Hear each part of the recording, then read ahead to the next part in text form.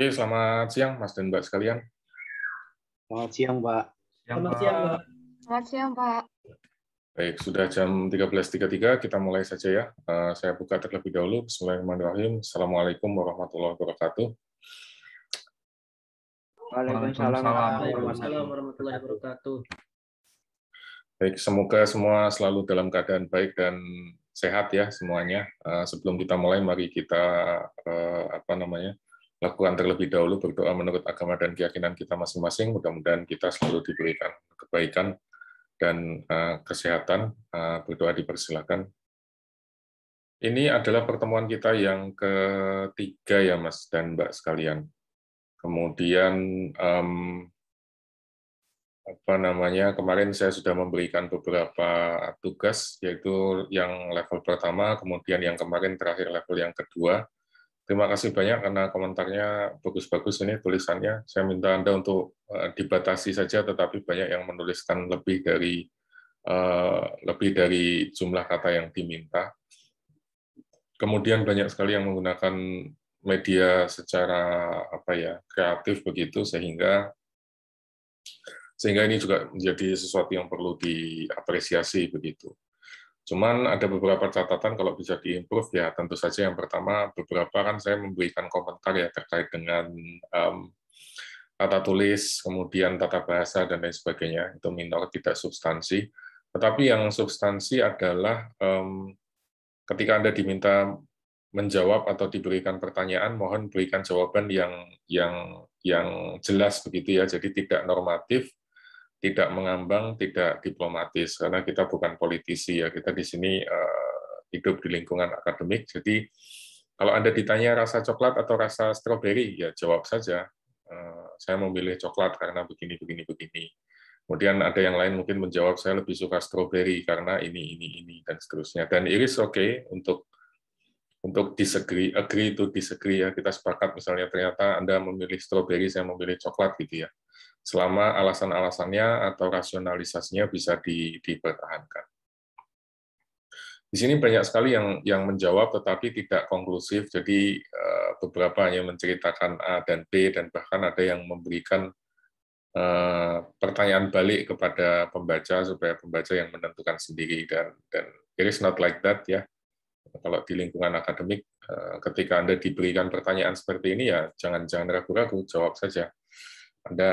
Menurut Anda A, B, C, atau menurut Anda X, Y, Z, begitu. Terus alasannya apa, sebutkan di situ.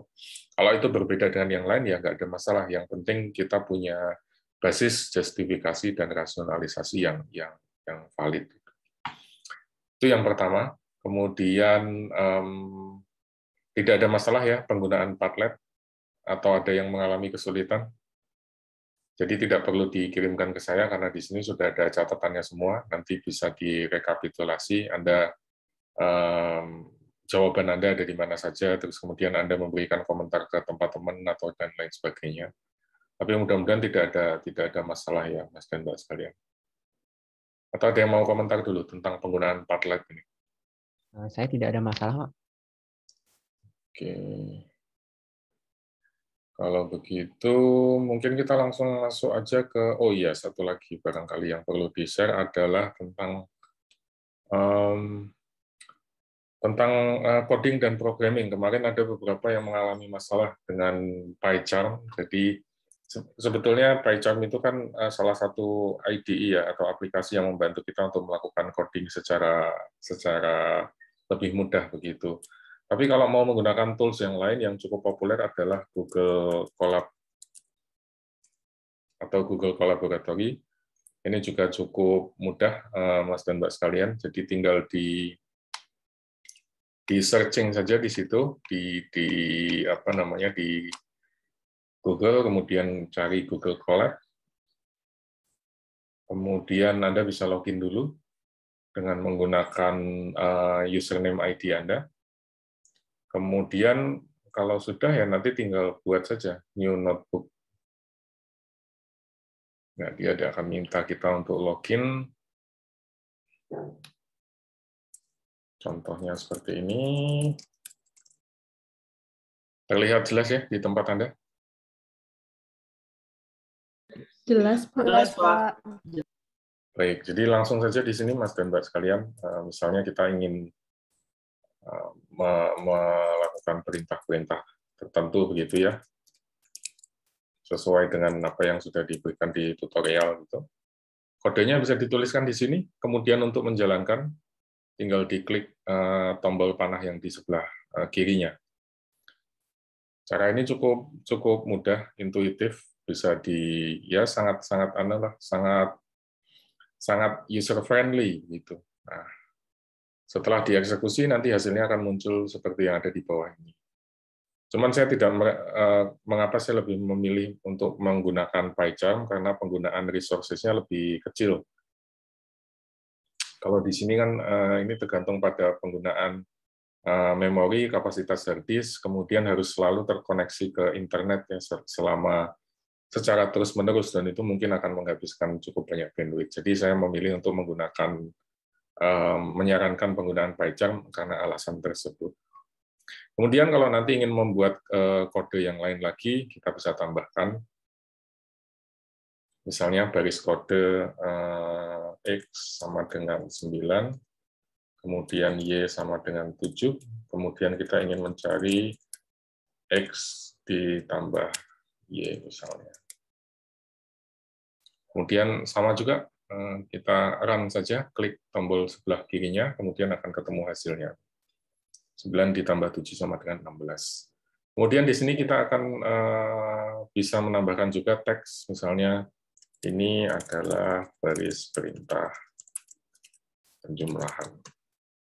Terus kita bisa geser ke atas, ke bawah, dan seterusnya. Kemudian semua perubahan, semua edit, semua kode yang sudah ditulis, itu akan tersimpan di Google Drive. Jadi nanti ini kan akan ada fitur untuk menyimpan secara otomatis, kemudian nanti juga kita bisa download, kita bisa save, kita bisa di-copy ke GitHub, kita bisa share ke yang lain, dan seterusnya. Bisa di-download sebagai Python notebook atau sebagai file Python yang nanti siap dieksekusi. Gitu, Mas dan Mbak sekalian. Ini salah satu cara. Kalau Anda pusing harus menginstal, kemudian ada masalah dalam instalasi, tidak bisa di-run, dan lain sebagainya, gunakan tools ini, Google Collaboratory, sangat mudah digunakan, tapi konsekuensinya ya, Anda harus selalu terhubung ke internet, kemudian mungkin akan menghabiskan resources yang cukup lumayan. Gitu. Ada pertanyaan dulu mungkin soal ini? Nanti silakan dicoba-coba sendiri ya, di komputer Anda, di laptop Anda. Bisa digunakan di Mac, di PC, maupun di platform yang lain. Pokoknya selama terhubung ke internet menggunakan browser. Oke, kemudian saya akan stop sharing. Kita akan masuk ke materi yang kedua kemarin, yaitu tentang Fundamental of Digital Innovation. Mengapa ini menjadi penting? Nah, sebelum kita masuk ke sana, Mas dan Mbak sekalian, kalau misalnya suara saya tidak terdengar jelas atau hilang atau putus-putus, tolong disampaikan ya. Nah, ini adalah peta dari online communities yang ada di tahun 2007, jadi kondisinya kurang lebih seperti ini di masa itu. Anda bisa lihat perbedaannya cukup signifikan karena di sini masih ada MySpace, kemudian masih ada Friendster, kalau Anda masih ingat, beberapa dari Anda mungkin pernah menggunakan Friendster, kemudian ada MySpace, kemudian Wikipedia masih cukup kecil, kemudian Facebook juga masih relatif kecil, kemudian ada juga seperti platform yang spesifik seperti Last.fm dan Flickr, kemudian Yahoo juga masih cukup besar, dominan, ada juga komunitas Yahoo Games, dan seterusnya. Ini adalah apa yang terjadi di tahun 2007. Jadi kalau kembali ke tahun itu, nongkrongnya di tempat-tempat ini. Tapi Anda bisa lihat bahwa ternyata bukan semua, tetapi mayoritas kondisinya sudah sangat berubah ya. Yang namanya MySpace sudah tidak ada, kemudian Friendster juga sudah tidak ada. Ini sudah tidak lagi ada. Kemudian Facebook ini menjadi semakin besar, semakin dominan. Wikipedia juga semakin besar, semakin dominan. Platform-platform lain yang lebih kecil relatif bermunculan juga, tetapi jumlahnya tidak terlalu signifikan juga. Jadi ada semacam polarisasi gitu, mengerucut kepada Yahoo, kemudian sekarang berpindah ke Facebook, kemudian juga ke Google dan lain-lain. Walaupun masih ada beberapa platform, tetapi dalam jumlah yang atau dalam kapasitas yang tidak terlalu besar. Nah, Anda bisa bayangkan nih, Mas dan Mbak sekalian, 2007, sekarang 2021, berarti kurang dari 15 tahun, tetapi perubahannya sudah sedemikian cepat. Ini menunjukkan ilustrasi bahwa apa yang terjadi di dunia digital itu perubahannya begitu eksponensial, ya, begitu terjadi dengan cepat. Beda dengan misalnya Anda beli mobil atau beli sepeda motor yang diproduksi tahun 2007, kemudian bandingkan dengan mobil atau sepeda motor yang dibeli tahun 2021. Dalam kurun waktu 14-15 tahun, perbedaannya mungkin tidak terlalu signifikan, fitur-fiturnya dan lain sebagainya. Tapi kalau di dunia maya, di startup digital dan seterusnya, perubahannya sudah sedemikian signifikan. Kemudian di paper yang kemarin sudah saya berikan ke Anda sekalian, bahwa digital innovation itu kalau didefinisikan adalah proses penciptaan dan perubahan yang terjadi dari sisi market offering, kemudian bisnis proses, dan bisnis model yang muncul sebagai akibat dari lahirnya teknologi digital. Nah, di dalamnya ada beberapa komponen. Yang pertama adalah bahwa kita akan berbicara tentang outcome inovasi yang bermacam-macam, produk baru, kemudian platform baru, jasa yang lebih baru, dan seterusnya. Kemudian kita juga akan melibatkan sejumlah tools dan infrastruktur, seperti teknologi 3D printing, big data, machine learning, artificial intelligence, mobile computing, dan lain-lain.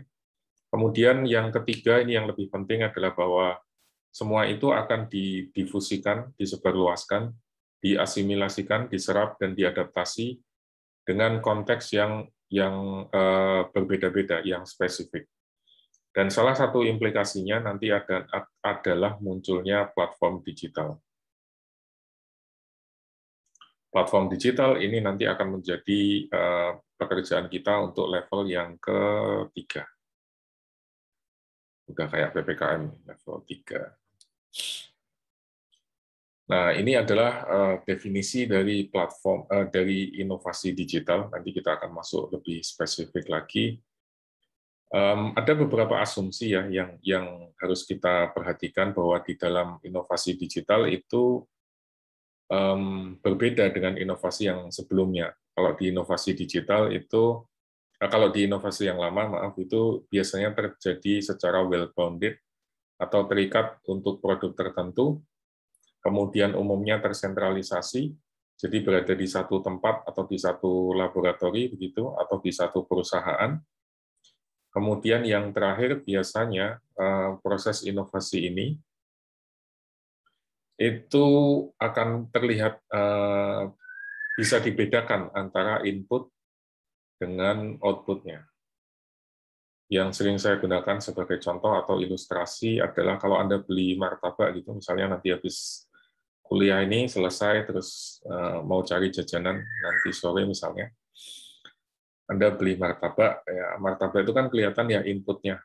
Di sisi input itu ada misalnya ada telur, kemudian ada sayuran, kemudian ada potongan daging, ada minyak goreng dan lain sebagainya, tepung dan seterusnya. Kemudian ada prosesnya, sayurannya dipotong, telurnya dikocok, dibikin adonan, kemudian kulitnya disiapkan, kemudian dikemas, terus digoreng, dipanaskan, ditiriskan sampai nanti disajikan dalam box. Nah, itu sudah menjadi output. Jadi pada saat kita melakukan inovasi, kalau itu yang sifatnya non-digital, inputnya kelihatan, prosesnya kelihatan, output-nya juga kelihatan. Bisa dibedakan dengan jelas. Tapi dalam inovasi digital itu nggak terlalu kelihatan. Apa bedanya iOS yang baru dengan iOS yang lama misalnya, itu akan sulit sekali dibedakan. Kemudian apakah Anda bisa mengetahui perbedaan algoritma antara search engine Google saat ini dengan search engine Google 5 tahun yang lalu atau 10 tahun yang lalu? Itu juga sulit untuk dibedakan. Kemudian yang berikutnya adalah, ini yang tadi saya ingin sampaikan kepada Anda sekalian, bahwa inovasi yang dulu, yang klasik, itu umumnya well-bounded atau jelas batasannya, dan umumnya mengacu pada produk tertentu. Tapi yang terjadi saat ini itu tidak demikian, karena hal-hal yang berkaitan dengan digital itu akan selalu bersifat incomplete, ya, tidak pernah lengkap, dan akan selalu mengalami proses perubahan. Contohnya Anda beli handphone, ini walaupun sekilas seperti produk yang sudah selesai, finish, tapi ini tidak pernah selesai. Karena begitu Anda beli, Anda akan registrasi dulu, kemudian Anda mungkin akan melakukan personalisasi, ya, diganti theme-nya, diganti wallpaper-nya, Anda akan install aplikasi, dan seterusnya. Kemudian pada saat nanti Anda menggunakan setelah sekian bulan, misalnya, software-nya akan minta di-update, di-upgrade, dan seterusnya. Jadi prosesnya itu nggak akan pernah lengkap, karena akan selalu dilakukan perbaikan, upgrading, dan seterusnya. Hal ini akan menciptakan unpredictability dan dynamism. Sulit untuk diprediksi dan sangat dinamis, terlalu liar bahkan mungkin. Kemudian batasan organisasi menjadi poros. Poros itu tidak jelas dan sangat cair antara satu organisasi dengan organisasi yang lain. Kemudian proses inovasi dan outcome-nya menjadi tidak lagi terikat pada struktur temporer, jadi tidak melekat di satu tempat saja, tidak melekat di satu sisi saja, karena apa yang dikerjakan oleh orang lain atau perusahaan lain mungkin bisa menjadi benefit buat kita, kemudian kita manfaatkan, dan seterusnya. Itu yang misalnya terjadi dengan komunitas open source, misalnya mereka mengembangkan aplikasi yang dijual atau digunakan bebas, tidak dijual, tapi diberikan secara cuma-cuma, tetapi ada lisensi yang membolehkan kita untuk memanfaatkan itu guna kepentingan komersial. Ini berarti inovasi yang dilakukan oleh orang lain atau pihak lain, kita bisa serap, kita bisa adaptasi, kita bisa gunakan untuk kepentingan kita. Kemudian tadi juga tidak jelas, ya, antara kapan dimulai dan kapan selesainya. Saya beli handphone misalnya hari ini, tapi apakah ini final product? No, karena dalam perjalanannya masih bisa diupdate, masih bisa di-custom, software-nya masih bisa diganti, dan seterusnya. Lalu karena semua itu, maka proses inovasi itu akan bersifat non-linear. Non-linear itu tidak satu, kemudian dua, kemudian tiga, kemudian empat, dan seterusnya. Tetapi dia bisa melompat gitu, ya, bisa satu, kemudian ke 4, ke 5, ke 9, ke 12, ke 17, dan seterusnya. Ini yang membuat dia menjadi unpredictable, susah ditebak, dan menjadi sangat dinamis. Kemudian karena karakter ini semua, karena dia tidak pernah lengkap, karena dia unpredictable, karena dia batasannya tidak jelas, dan seterusnya, maka kita membutuhkan kriteria dan underlying factor yang berbeda. Kita tidak bisa menggunakan KPI atau rumusan-rumusan atau cara-cara yang lama gitu untuk mengevaluasi inovasi di masa sekarang. Oke. Suara saya terdengar putus-putus atau normal saja di tempat Anda? Lancar, Pak. Lancar, Pak. Di tempat saya lancar, Pak. Lancar, Pak. Baik, kuotanya masih penuh awal bulannya. Nah, ini Mas dan Mbak sekalian sebagai ilustrasi tadi yang saya sampaikan. Ini di sebelah kiri adalah Google pertama kali dibuat pada tahun 1998. Bentuknya, wujudnya kurang lebih seperti ini. Kemudian Google saat ini bentuknya kurang lebih seperti yang gambar di sebelah kanan, ya, 2021. Nah, apa yang terjadi di sini, Mas dan Mbak sekalian? Walaupun sekilas tidak terlalu banyak perubahan ya, dia masih menggunakan satu kotak besar, kemudian ada Google Search dan I am feeling lucky. Tapi apa yang terjadi di belakangnya kan kita tidak tahu ya. Mungkin di sebelah kiri ini algoritmanya masih sangat sederhana, masih sangat simple. Kemudian yang di sebelah kanan algoritmanya mungkin sudah begitu kompleks ya, sudah begitu sophisticated, sudah begitu canggih. Tapi kalau kita tanya apakah yang sebelah kiri itu versi misalnya versi 0 atau 0.1, kemudian sebelah kanan itu apakah kita bisa definisikan sebagai versi final? Tentu tidak, karena saat ini pun mungkin Google masih terus memperbaiki algoritmanya. Jadi masih terus diganti, diupdate, disempurnakan, diperbaiki kesalahannya, dan seterusnya. Jadi dia tidak pernah akan selesai. Berbeda dengan misalnya tadi Anda membeli martabak atau Anda bikin cupcake, itu kan prosesnya kelihatan, mulai dari Anda bikin tepungnya, coklatnya, dimasukkan adonan, kemudian dibuat cetakan, kemudian dimasukkan oven, dipanggang sampai selesai, itu kan kelihatan ya finish produknya. Di sini enggak. Kemudian yang kedua,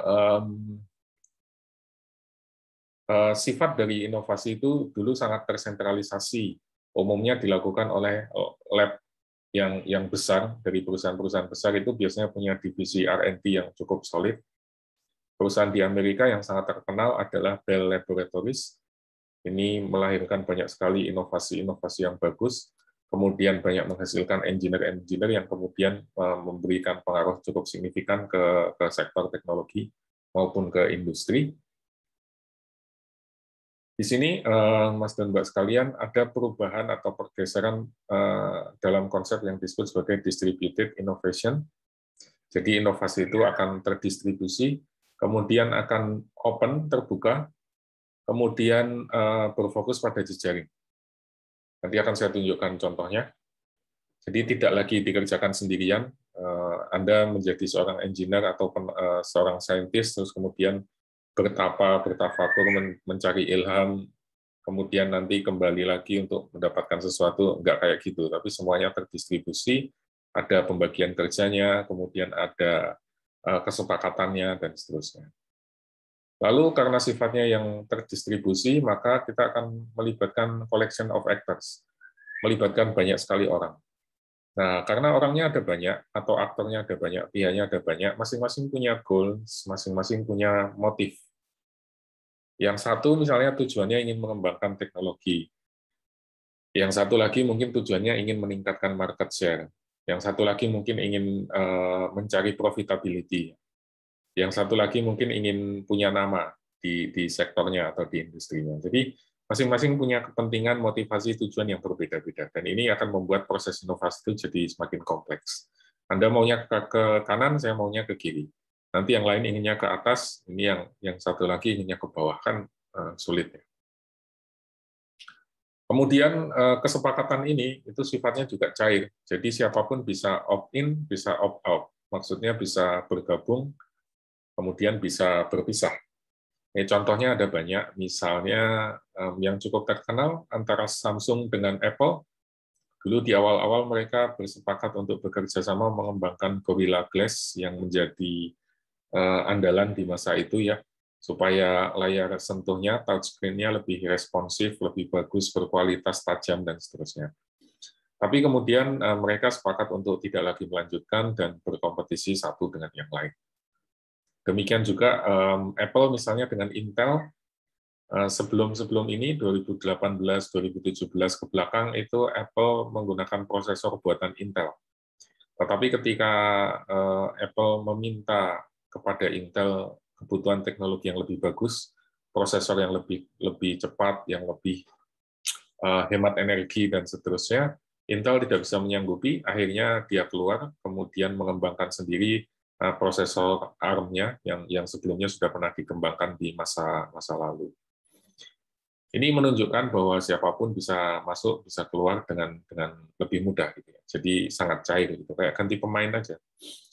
Kemudian yang terakhir, lagi-lagi platform digital itu akan menjadi semakin populer. Kemudian open standard itu juga menjadi semacam keharusan ya, sudah menjadi keniscayaan. Apa maksudnya open standard? Ya, karena sifat dari inovasi yang terdistribusi, maka siapapun kan harus bisa berbahasa yang sama, ya, istilahnya begitu. Nah, kalau tidak ada bahasa yang sama, maka tidak akan bisa berkomunikasi antara satu dengan yang lain. Oleh karena itu, kita butuh bahasa Inggris, biar orang-orang dari semua negara itu bisa ngobrol satu dengan yang lain. Karena bahasa Inggris menjadi bahasa lingua franca kalau di dunia ini. Dalam inovasi juga demikian, kita membutuhkan platform dan standar terbuka, standar tertentu. Nanti kita akan jelaskan di belakang standar-standar itu apa saja. Standar ini yang dibutuhkan supaya nanti satu dengan yang lain itu bisa saling berkomunikasi satu dengan yang lain. Contohnya seperti bentuk colokan ini, itu adalah salah satu bentuk standar, ya. Colokan untuk headset atau colokan untuk mic itu kan ukurannya selalu sama jack-nya. Maka itu adalah salah satu bentuk standar, sehingga ketika Anda mengembangkan handphone, saya mengembangkan mikrofon, kita bisa bekerja sama ini, karena dihubungkan dengan standar yang sama. Demikian juga di aplikasinya, kita menggunakan teknologi 4G atau 5G dan seterusnya. Maka ketika saya mengembangkan teknologinya untuk pasar Amerika Serikat, teknologi yang sama juga bisa dikembangkan untuk pasar Asia Pasifik, atau untuk pasar Eropa Barat, atau yang lain-lainnya. Itu mungkin terjadi karena kita menggunakan standar yang terbuka.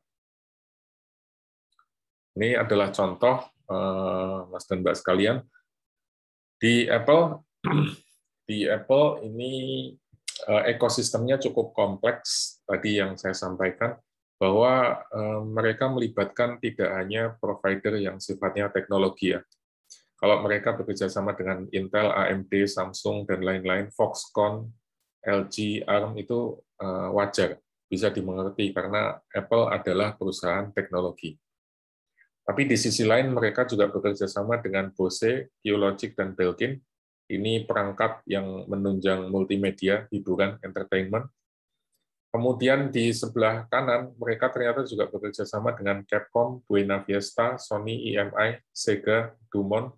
Ini lebih kepada sektor hiburan, media entertainment, kemudian konten creator, dan lain-lain. Lalu di bawah ini nggak terlalu kelihatan, tapi ada Facebook dan Twitter. Ini salah satu media sosial yang digandeng oleh Apple. Kemudian di atas adalah SAP, mungkin digunakan sebagai enterprise resource planning-nya, jadi untuk pengelolaan manajemen yang ada di dalam internal Apple. Kemudian di sebelah kiri, Apple juga ternyata bekerja sama dengan Microsoft dan Google.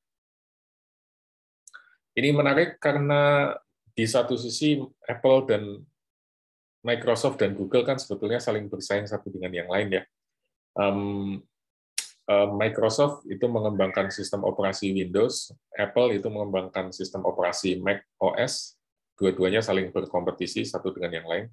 Tapi mereka juga berteman karena Microsoft Office buatan Microsoft itu juga ternyata tersedia di platformnya Apple, sehingga mau tidak mau mereka juga harus bekerja sama satu dengan yang lain.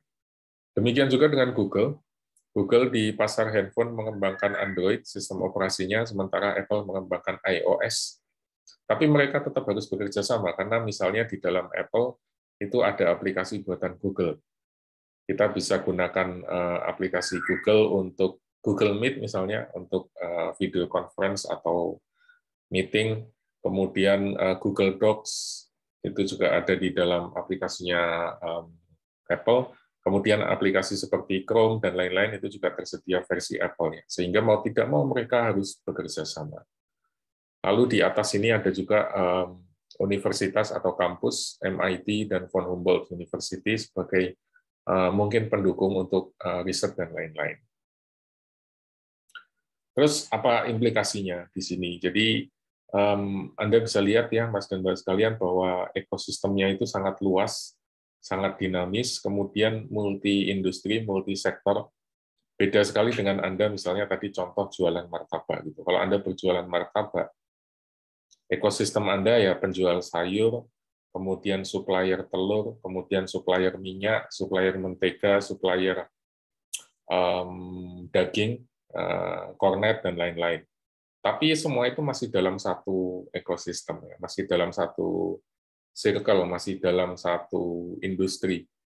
Kalau di dalam Apple ini Anda bisa lihat variasinya sangat besar, kemudian sangat dinamis, kemudian ada posisi-posisi yang kadang jadi teman, kemudian kadang juga dalam waktu yang bersamaan menjadi kompetitor dengan yang lain. Ini salah satu bentuk betapa di masa sekarang itu inovasinya menjadi sangat kompleks. Lalu tadi asumsi yang ketiga adalah bahwa dulu inovasi itu berbeda ya antara outcome dengan inputnya. Sementara di saat sekarang, itu ketika kita bicara inovasi digital, prosesnya itu menjadi sangat kompleks dan dinamik. Kemudian satu inovasi akan mendorong terciptanya inovasi yang lain. Misalnya ketika dulu Linus Torvalds itu meluncurkan Linux yang versi yang pertama, maka orang lain terus kemudian akan mengembangkan aplikasi yang bermacam-macam.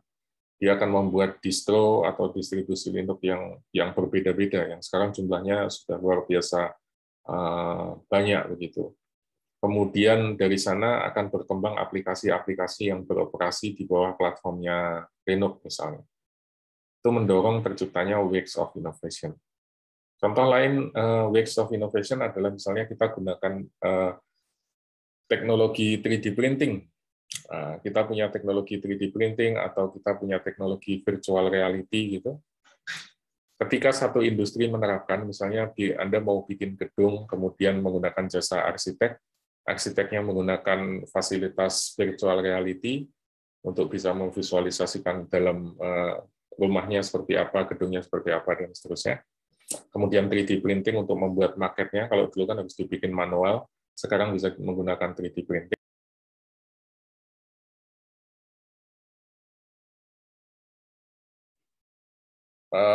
Mohon maaf terputus tadi, terakhir sampai mana ya? Sampai yang Linux itu, Pak. Kalau saya tadi mulai putus-putusnya. Baik, jadi contoh dari waves of innovation tadi, saya ulangi sedikit. Contoh dari waves of innovation adalah misalnya ketika Linus Torvalds membuat Linux, kemudian yang lain akan menghasilkan atau membuat turunannya dalam bentuk distribusi yang bermacam-macam. Kemudian contoh lain kalau kita menggunakan teknologi virtual reality atau 3D printing misalnya.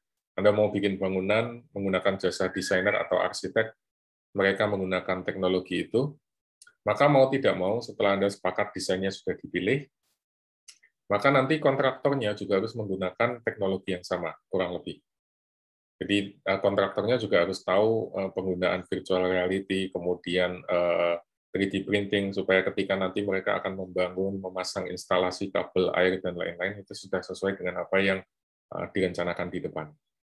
Kemudian nanti supervisinya, pada saat sudah dibangun, kemudian ada yang melakukan audit, pengawasan, monitoring, dan lain-lain, juga harus punya kapabilitas yang sama. Akhirnya, dari ujung ke ujung, semua industri itu akan mengikuti inovasi ini. Ketika yang satu mengadopsi 3D printing dan virtual reality, maka yang lain juga akan mengikuti.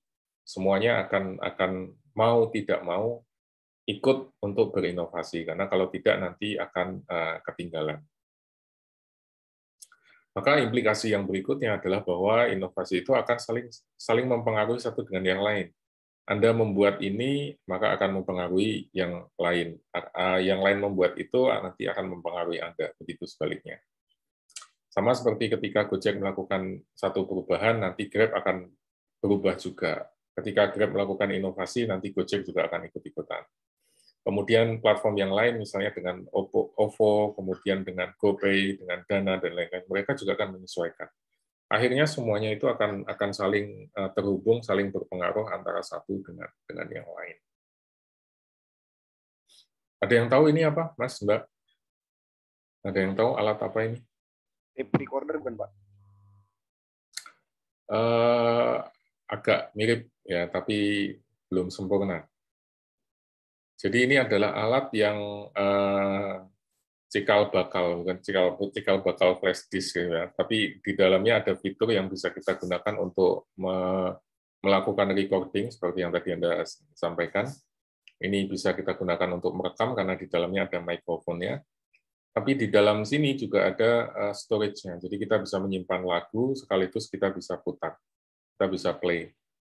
walaupun harus terhubung ke ke headset ya. Kemudian tentu saja ada koneksi USB kalau kita ingin mengcopy dari komputer atau dari laptop. Nah, yang ingin saya sampaikan adalah bahwa kalau kita bicara musik player, itu pemain utamanya kan Apple ya, dengan iPod Nano, dan lain-lain.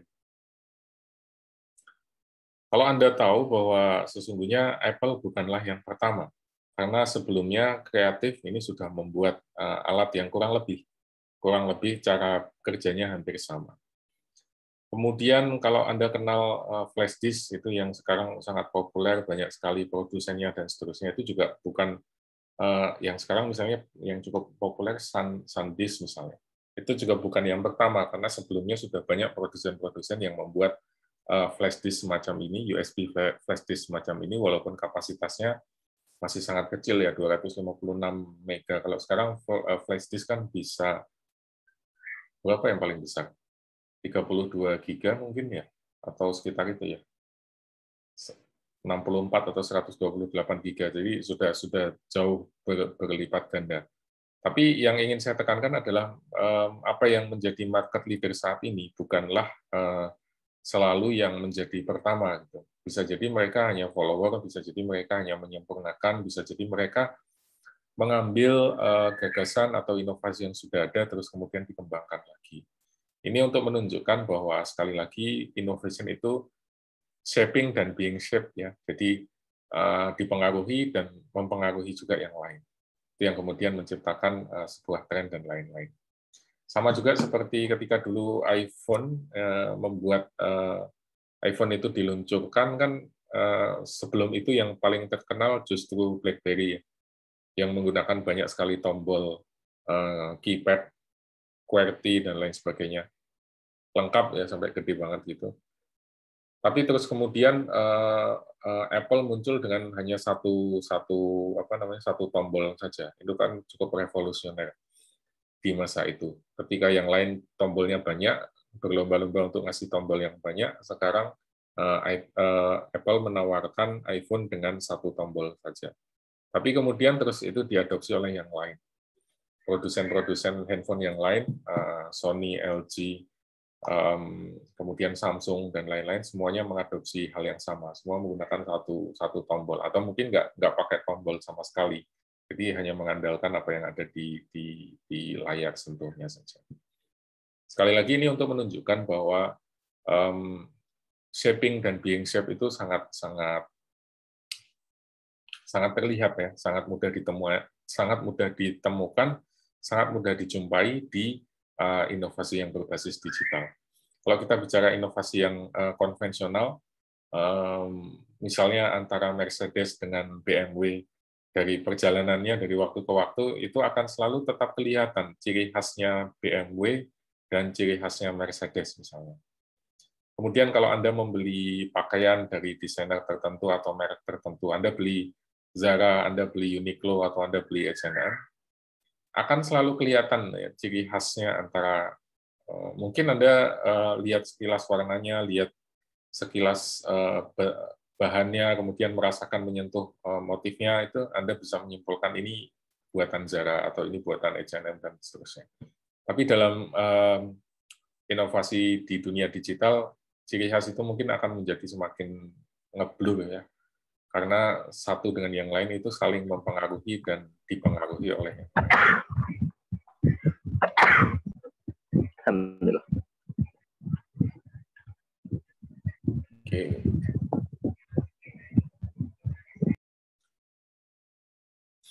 Nah, yang berikutnya, Mas dan Mbak sekalian, maka ketika kita masuk ke zaman sekarang, apa sih yang membedakan? Setidaknya ada 4 hal kalau di dalam artikel yang saya share kemarin, bahwa kita harus fokus pada problem solution design. Jadi kita mengidentifikasi problem, kemudian mencari solusinya. Kemudian yang kedua adalah yang disebut sebagai teknologi affordance, bahwa teknologi itu semakin affordable ya, semakin mudah dijangkau. Kalau dulu yang punya, Anda ingat Nokia yang gede, yang komunikator, yang ponsel bisnis ya, yang mirip kayak komputer gitulah di masa itu. Itu hanya bisa dimiliki, digunakan oleh para eksekutif top, CEO, direktur, dan lain-lain, menteri, dan pejabat eselon. Sekarang handphone dengan kapasitas yang sama, itu bisa dimiliki oleh siapapun. Bahkan kalau Anda belum mampu membeli Samsung yang flagship atau iPhone yang paling tinggi, ada banyak alternatif yang harganya mungkin hanya 1-2 jutaan, tapi sudah punya kapasitas yang kurang lebih sama. Kemudian, bukan sama, tapi setara ya. Kemudian socio-cognitive sense making, jadi kita membutuhkan tidak hanya aspek teknologinya saja, tapi juga aspek sosial perlu kita pikirkan. Aspek kognitif itu behavior, perilaku.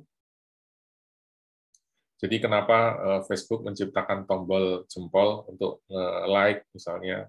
Kemudian kenapa di YouTube itu ada vote untuk nambah like dan seterusnya, itu adalah salah satu kognitif ya. Karena kalau kita mendapatkan like yang banyak, kita akan terdorong, termotivasi untuk lebih engage, kemudian akan lebih banyak memposting, lebih banyak sharing, platformnya jadi semakin ramai dan seterusnya.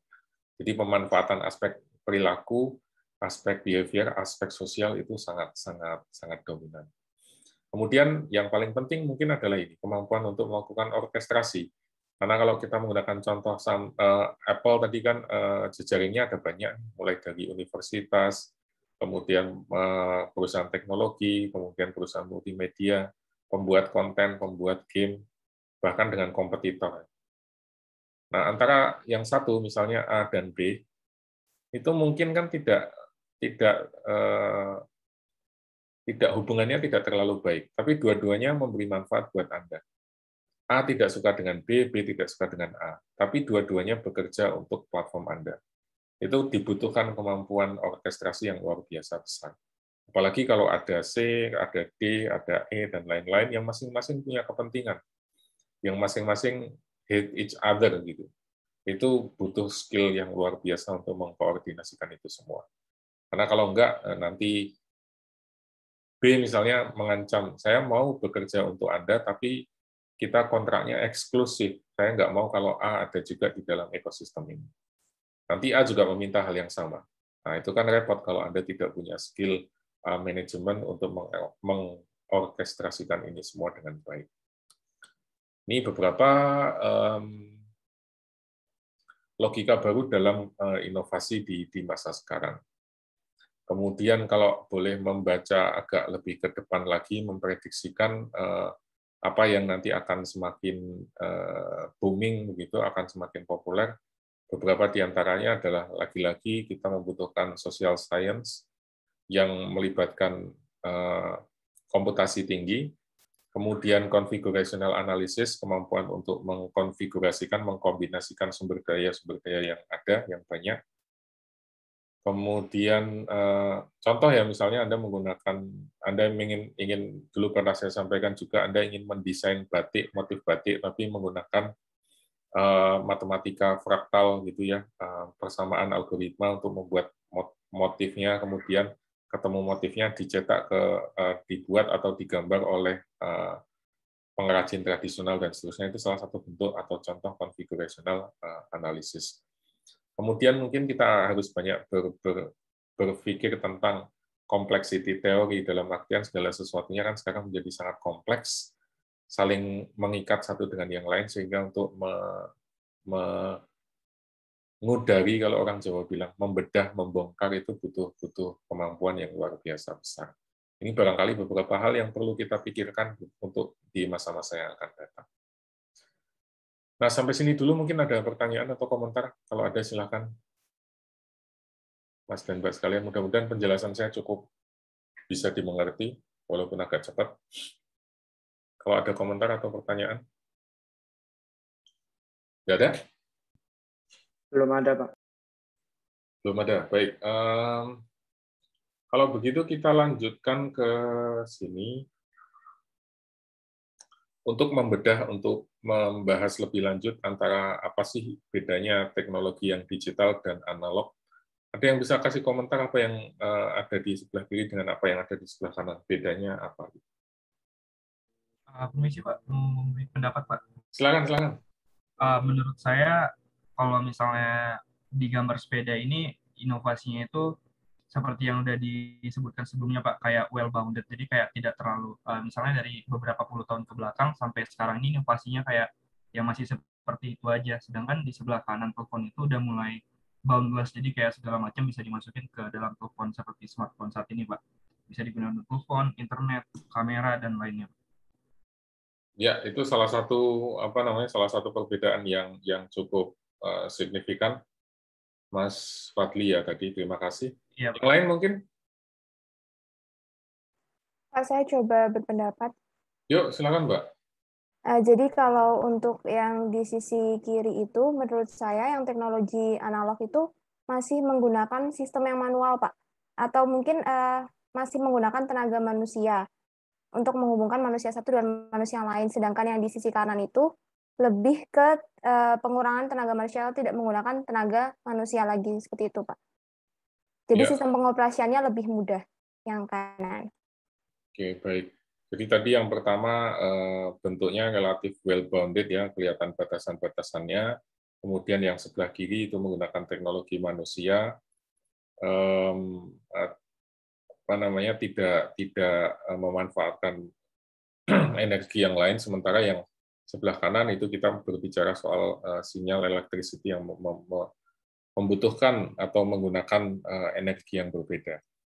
Tapi ada beberapa perbedaan yang cukup mencolok di sini, Mas dan Mbak sekalian. Kalau di sebelah kiri, yang kita bicara adalah sepeda sebagai salah satu bentuk teknologi yang sifatnya masih analog atau konvensional.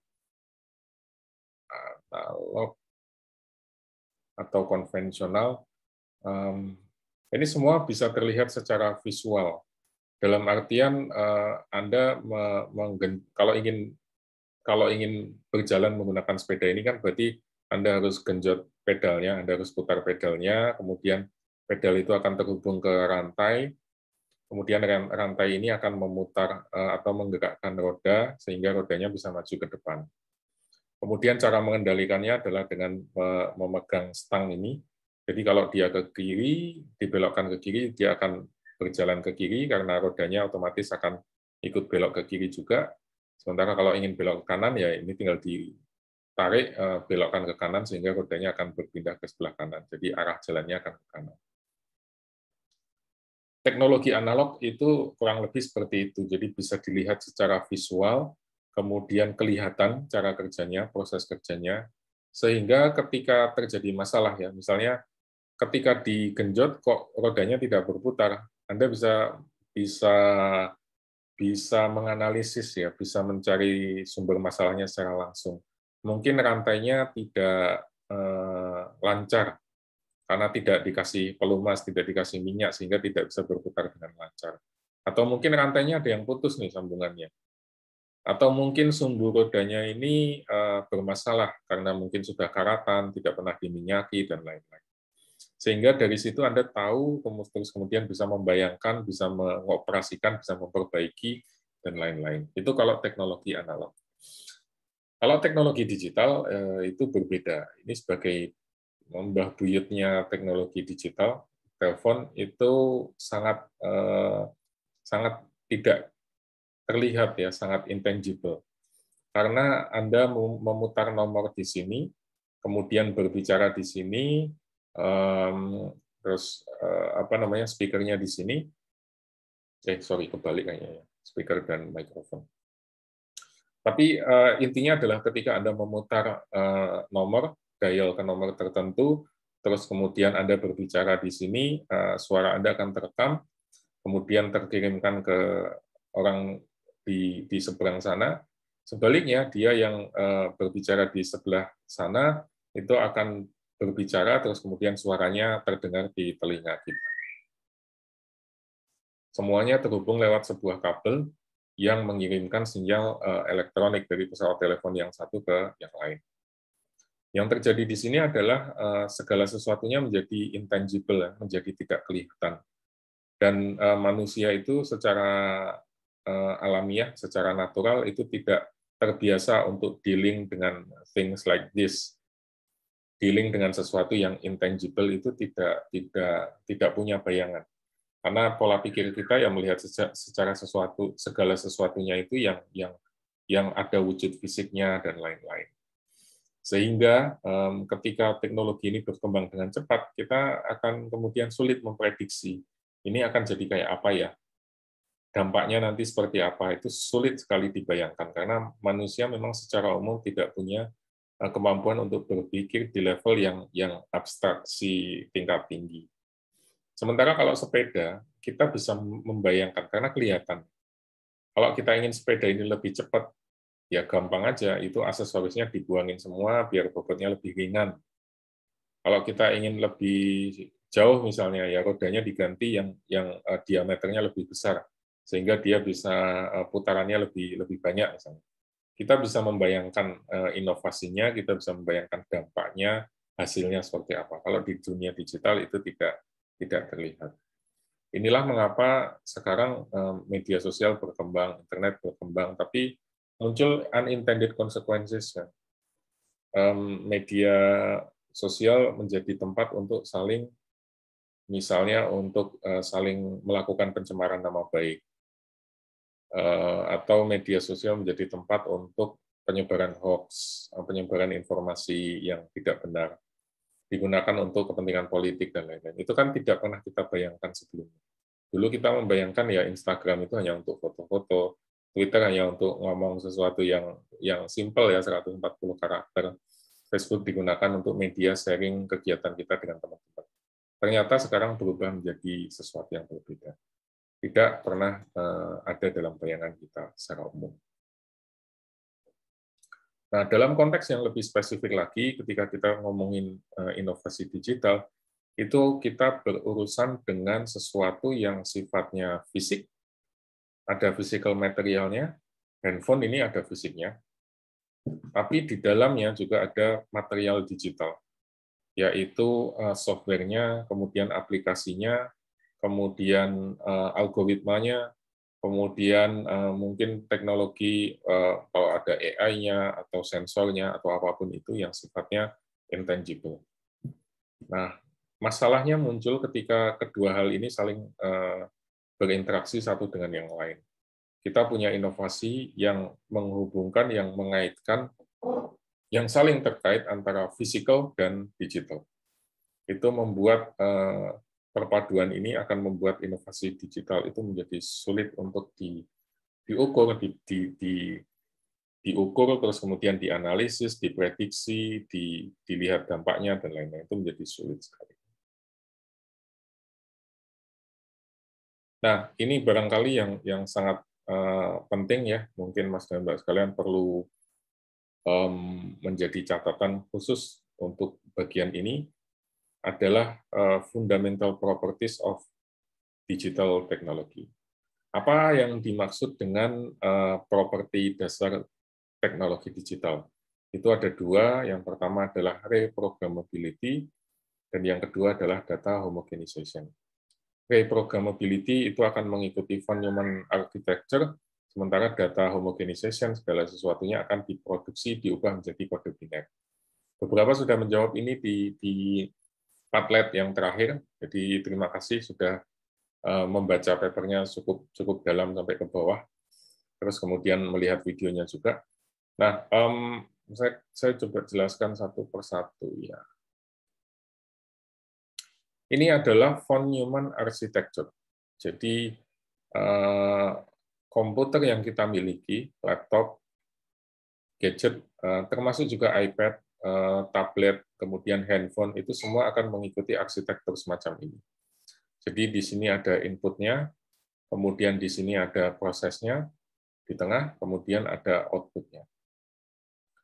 Kemudian di dalam processing unit itu ada CPU, Central Processing Unit, ini tempat untuk berpikir, tempat untuk menghitung, melakukan pemrosesan. Kemudian ada memory unit untuk menyimpan hasilnya. Kalau sudah dihitung, hasilnya sekian, nanti akan disimpan di dalam memori. Arsitektur dasar komputer itu seperti ini, Mas dan Mbak sekalian, termasuk untuk di dalamnya laptop, server yang canggih-canggih itu menggunakan bentuk semacam ini. Bahkan sampai yang paling sederhana, Anda pakai handphone, Anda pakai tablet, Anda pakai iPad, itu semua juga mengikuti arsitektur ini. Ada inputnya, kemudian ada processing unitnya, ada memory unitnya, dan ada outputnya. Kalau di komputer itu inputnya ada banyak, kita bisa menggunakan keyboard, kemudian kita bisa menggunakan mouse, kita bisa gunakan mikrofon supaya bisa direkam suaranya. Kemudian kamera seperti ini, biar bisa kelihatan di tempat Anda, itu salah satu input. Kemudian di dalamnya tentu ada prosesor, ada memori, ada RAM, ada hard disk, ada SSD kalau sekarang digunakan, kemudian ada banyak sekali di dalamnya. Lalu yang sebelah kanan adalah output. Outputnya ini bisa banyak, bisa dalam bentuk layar, monitor, atau kita bisa gunakan LCD proyektor untuk menampilkan gambarnya. Kemudian bisa juga dengan menggunakan speaker kalau ingin memunculkan suaranya atau pakai headset. Kemudian kalau ingin dicetak misalnya kita bisa gunakan printer. Itu semua adalah hasil pemrosesan yang tadi dikerjakan oleh Central Processing Unit. Jadi komputer itu beroperasi seperti ini, Mas dan Mbak sekalian. Pokoknya ada inputnya, dibuat dalam data yang homogen, kemudian diolah oleh CPU, kemudian akan menghasilkan output seperti apa yang kita inginkan. Mulai dari komputer yang canggih-canggih, laptop sampai yang paling kecil, handphone, atau bahkan kalau Anda punya smartwatch, itu juga semua mengikuti arsitektur ini. Smartwatch itu sama, berarti inputnya adalah sensornya, kemudian juga ada GPS-nya, terus kemudian nanti ada chipsetnya, ada memorinya, lalu outputnya ya tentu saja adalah screen yang ada di smartwatch Anda. Terus kemudian dia juga bisa mungkin memunculkan suara, kemudian memberikan sinyal, dan lain-lain. Kemudian ini adalah yang tadi disebut sebagai data homogenization ya. Jadi semua karakter, semua informasi itu akan diubah atau dikonversi menjadi kode biner 01, 01, dan lain-lain. Misalnya Anda ingin menulis karakter B misalnya, itu diubah jadi kode biner semacam ini. Anda ingin menulis angka 9, nanti kode binernya semacam ini. Jadi apapun itu, dalam bentuk teks, dalam bentuk mikrofon, dan lain, dalam bentuk suara, atau dalam bentuk gambar, semua akan diubah dalam kode biner. Kalau udah dalam kode biner 0 dan 1, kan mudah sekali untuk dilakukan manipulasi. Misalnya, saya ingin bikin album gitu ya, suara saya nggak terlalu bagus, nah direkam dengan mikrofon, terus kemudian nanti di fine tuning, nada-nada yang tidak yang miss atau yang terlalu rendah, terlalu tinggi dibenerin, dikoreksi dengan mengganti kode-kode biner ini. Dalam tataran yang lebih jauh, ini kita bisa lakukan ini untuk misalnya DNA, sequencing, dan lain sebagainya, sehingga DNA kita bisa diperbaiki supaya bisa lebih panjang umur, lebih sehat, lebih tahan terhadap sakit, dan lain-lain. Nah, dua hal ini tadi, antara data homogenization dan von Neumann arsitektur, kalau dikombinasikan akan menghasilkan yang disebut sebagai konvergensi dan generativity. Nanti saya akan ceritakan semuanya, Mas dan Mbak sekalian. Tetapi singkatnya, apapun yang kita miliki itu beroperasi menggunakan dasar von Neumann arsitektur. Kemudian semua data informasi akan diubah menjadi kode biner. Kemudian kode biner itu akan diolah sehingga bisa dimanipulasi, bisa dibuat macam-macam. Anda kan bisa membuat foto misalnya, kemudian diubah nih, misalnya ambil foto, kok ada jerawatnya ya, kok ada agak berminyak ya. Tinggal pixelnya diubah, dibuat smooth, dibuat blur, diganti, di overlay, dan lain-lain. Akan menjadi lebih bagus. Kemudian teks, video, dan lain-lain semua juga demikian. Semua bisa dimanipulasi karena segala sesuatunya sudah dihomogenisasi jadi kode biner, dan kemudian bisa diolah dengan menggunakan von Neumann arsitektur tadi. Tinggal pertanyaannya adalah seberapa bagus ya, seberapa kuat ini tadi yang Anda miliki. Kalau Anda ingin membuat pemrosesan yang canggih, misalnya Anda ingin bikin blockchain ya, untuk mengatur, Anda ingin membuat cryptocurrency Anda sendiri, ya tentu Anda membutuhkan central processing unit yang memadai. Atau Anda ingin bikin aplikasi yang bisa digunakan oleh banyak orang gitu, ya tentu Anda membutuhkan ini yang cukup besar gitu. Tetapi kalau hanya untuk membuat ngetik dokumen sederhana atau mungkin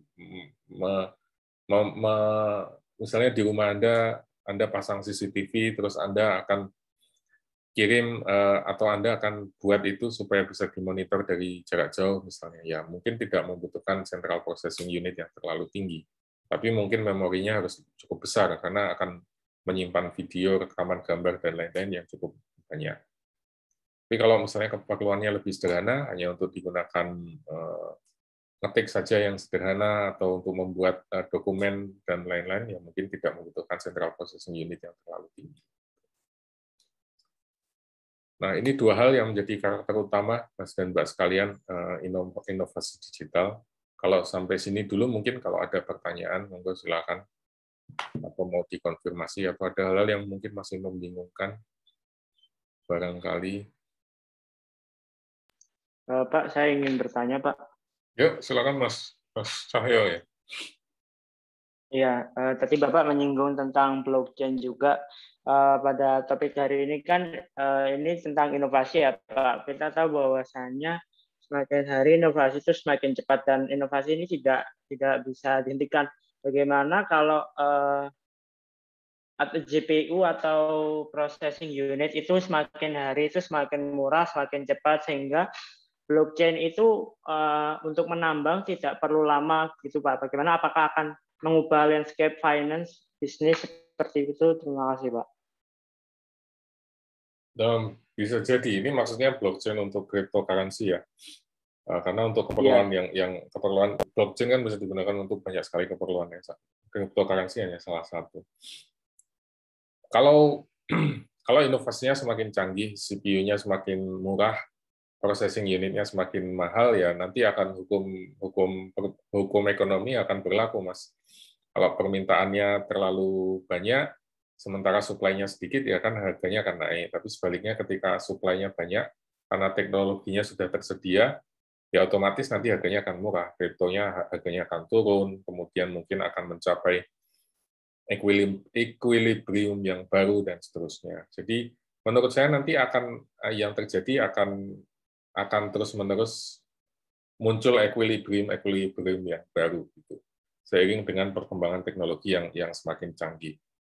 Kalau dulu misalnya teknologi dulu kalau kita mau bikin desain poster gitu ya, atau bikin desain untuk Anda mau bikin seminar harus gambar backdrop-nya dan lain-lain, software-nya belum banyak tersedia gitu, sehingga Anda membutuhkan jasa desainer dan harganya cukup mahal.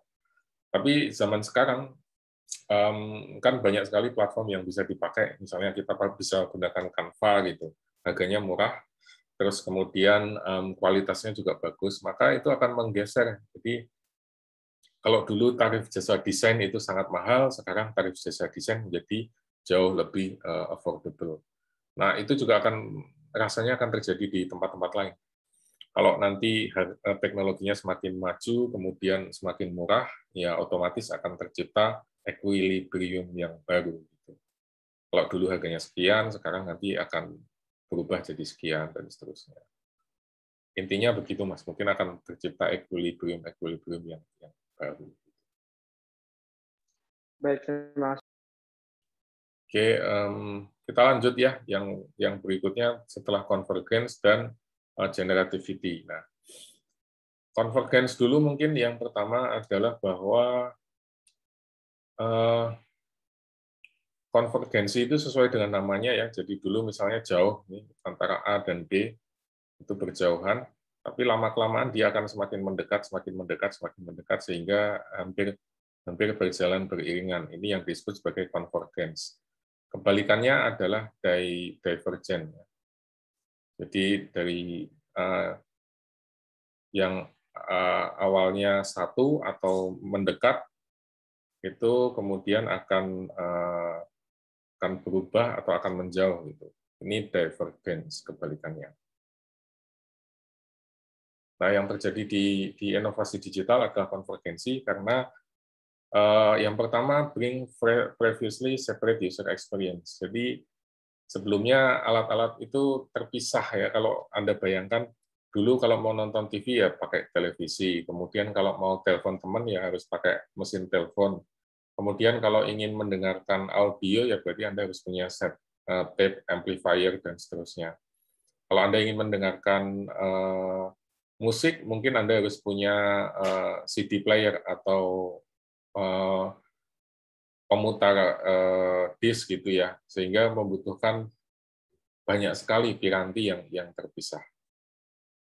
Tapi sekarang semua itu bisa dimanfaatkan atau bisa diperoleh hanya dengan, misalnya sekarang ada Smart TV. Dengan Smart TV kita bisa nonton TV, bisa nonton film, kemudian bisa menikmati musik, bisa gunakan browsing internet, dan seterusnya.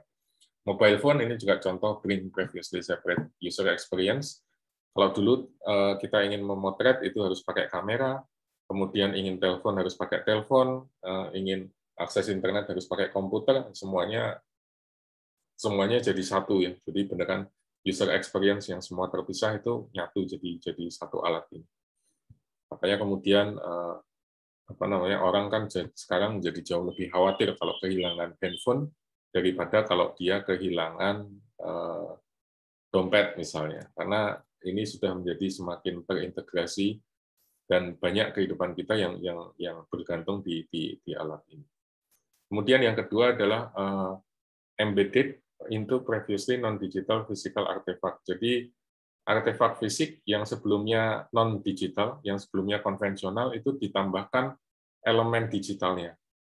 Misalnya kulkas, itu kan konvensional ya, nggak ada digitalnya sama sekali, cuma pendingin aja, menggunakan sirkulasi freon, hukum Bernoulli, dan seterusnya. Tapi kemudian ketika itu dimasukkan IoT, dimasukkan sensor, dia akan menjadi smart fridge atau smart refrigerator, smart kulkas. Dia akan menginformasikan, misalnya kita kemarin beli susu tanggal 1, maka dia akan expired tanggal sekian. Kita harus beli yang baru, kemudian yang lama harus dibuang karena sudah kadaluarsa misalnya. Dan kalau di luar mungkin sudah terintegrasi dengan akun belanja, misalnya secara otomatis ini akan terhubung ke Walmart atau terhubung ke Tesco, terus kemudian nanti mereka akan mengirimkan produknya sesuai dengan apa yang stok sudah habis di kulkas kita. Demikian juga televisi atau jam, ya, itu kan sebetulnya teknologi yang lawas, yang konvensional, tetapi ketika diletakkan sensor, bisa terhubung ke internet, bisa terhubung ke sinyal elektronik, digital, dan lain sebagainya, itu akan menjadi piranti yang sangat berbeda. Dulu jam itu hanya digunakan untuk mengukur waktu saja, tapi sekarang kita bisa gunakan untuk misalnya aktivitas olahraga. Anda lari, muterin GSP misalnya, itu akan kelihatan rutenya berapa jauh, detak jantungnya, kalori yang terbakar berapa, fitness Anda bagaimana, heart rate-nya seperti apa, berat badan Anda sudah ideal atau belum, itu semua kan akan terekam di sana ya. Itu adalah salah satu bentuk konvergensi dari alat-alat yang terpisah sekarang menjadi terintegrasi dan menjadi semakin smart ya, terhubung ke internet dan seterusnya, sehingga mudah untuk di-expand. Lalu yang terakhir adalah bring previously separate industries. Kalau dulu industri teknologi, industri hiburan, industri media itu industri yang terpisah. Sekarang kalau kita bicara Skype, itu kita sulit mendefinisikan Skype ini perusahaan teknologi atau perusahaan telekomunikasi. Kemudian Netflix itu perusahaan teknologi, startup, atau dia pembuat konten ya, media kreator ya. Jadi kita perlu hati-hati mendefinisikan industri ini. Atau di Indonesia, Gojek ini, apakah dia perusahaan transportasi karena punya Gojek, punya Gokar, atau dia perusahaan outsourcing ya, misalnya dia punya GoMassage atau GoClean, atau dia malah perusahaan keuangan karena dia punya GoPay misalnya. Dan sekarang malah mengakuisisi Bank Jago misalnya. Itu perlu diperhatikan dengan baik karena nanti kaitannya dengan regulasi, perlindungan konsumen dan seterusnya. Soalnya regulasinya yang ada di Indonesia misalnya itu sangat silo. Jadi kalau transportasi ya diregulasinya oleh Kementerian Perhubungan. Kalau keuangannya mungkin diregulasi oleh Bank Indonesia dan OJK. Kalau teknologinya mungkin diregulasi oleh Kominfo. Masing-masing ini ada sekat-sekatnya dan mungkin nggak saling ngobrol nih satu dengan yang lain. Nggak punya WA group bareng. Nah, implikasi lain, Mas dan Mbak sekalian, walaupun perusahaan itu sama ya, anggaplah ini kita membandingkan Apple nanti dengan teman-temannya, dengan Google, dengan Facebook, dengan Amazon. Walaupun mereka sama-sama berada di sektor teknologi, sama-sama kita bisa bilang startup teknologi, tapi mereka ini bisa sangat berbeda antara satu dengan yang lain. Sebagai contoh, kalau di Apple itu pendapatan yang paling besar adalah dari iPhone, sekitar 62,8%. Padahal Apple itu kan dulu terkenal sebagai pembuat komputer. Di masanya Steve Jobs itu kan Apple terkenal karena komputernya bagus dan bersaing dengan IBM. Tapi Apple itu komputernya hanya menyumbang nggak sampai 10%. Kemudian yang revenue yang cukup besar juga dari sisi service seperti Apple Music, Apple TV itu juga ini kecenderungannya growing dengan sangat signifikan. Lalu marketnya kalau di Apple ini juga menarik karena dia relatif dominan di Amerika Utara 42%, kemudian Eropa 24%, sisanya Asia Pasifik. Cina ini menjadi salah satu angka yang unik ya, 20%. Ini salah satu alasan kenapa Apple tidak menuntut atau menggugat Xiaomi. Kan banyak orang mengatakan Xiaomi itu meniru copycat dari iPhone.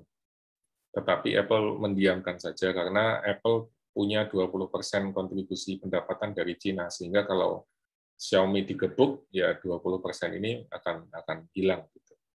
Itu mungkin hitung-hitungan yang terjadi di sana. Itu Apple ya. Kemudian kita bandingkan dengan Facebook.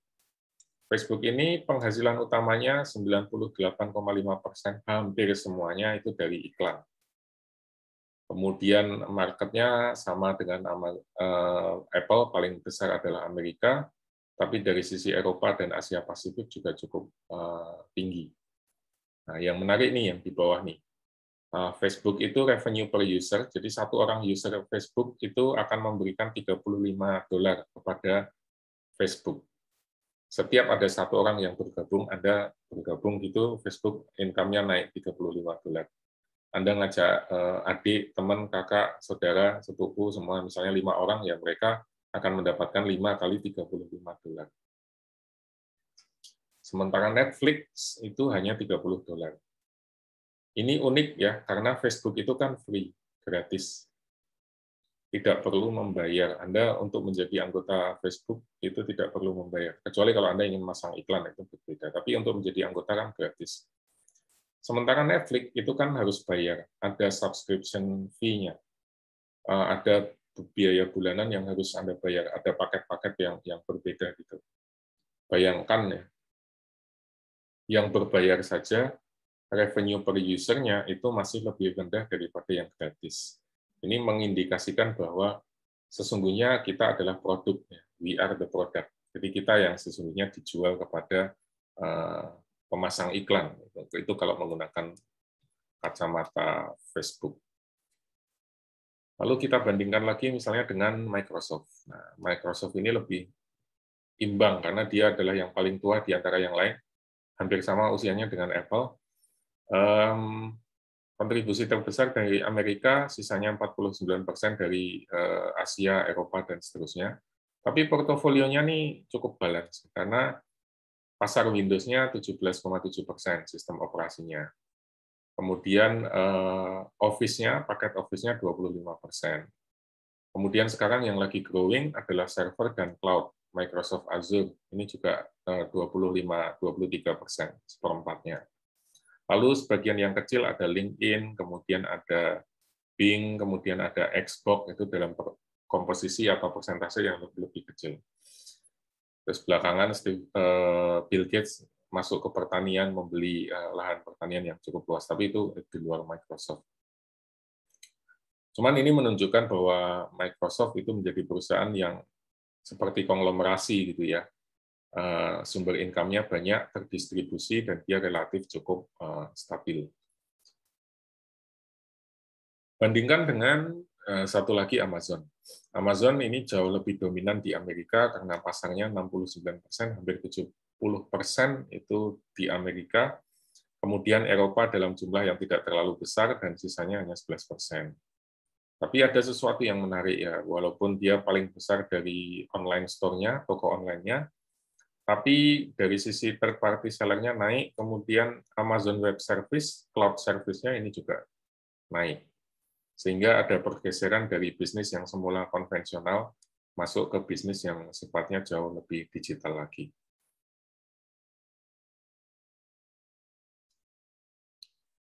Terus kalau disimpulkan apa konsekuensinya atau apa implikasinya? Jadi kita bisa bilang bahwa Apple itu pada dasarnya perusahaan, ini semuanya satu kelompok ya, dalam artian semuanya sama-sama perusahaan berbasis teknologi. Apple, Facebook, Google, Amazon ini sama-sama perusahaan startup teknologi yang sudah menjadi besar dan dominan di marketnya. Tapi Apple itu pada dasarnya adalah perusahaan iPhone, karena sebagian besar pendapatannya dari sana. Facebook itu kita bisa bilang perusahaan periklanan, karena hampir 100% pendapatannya dari iklan.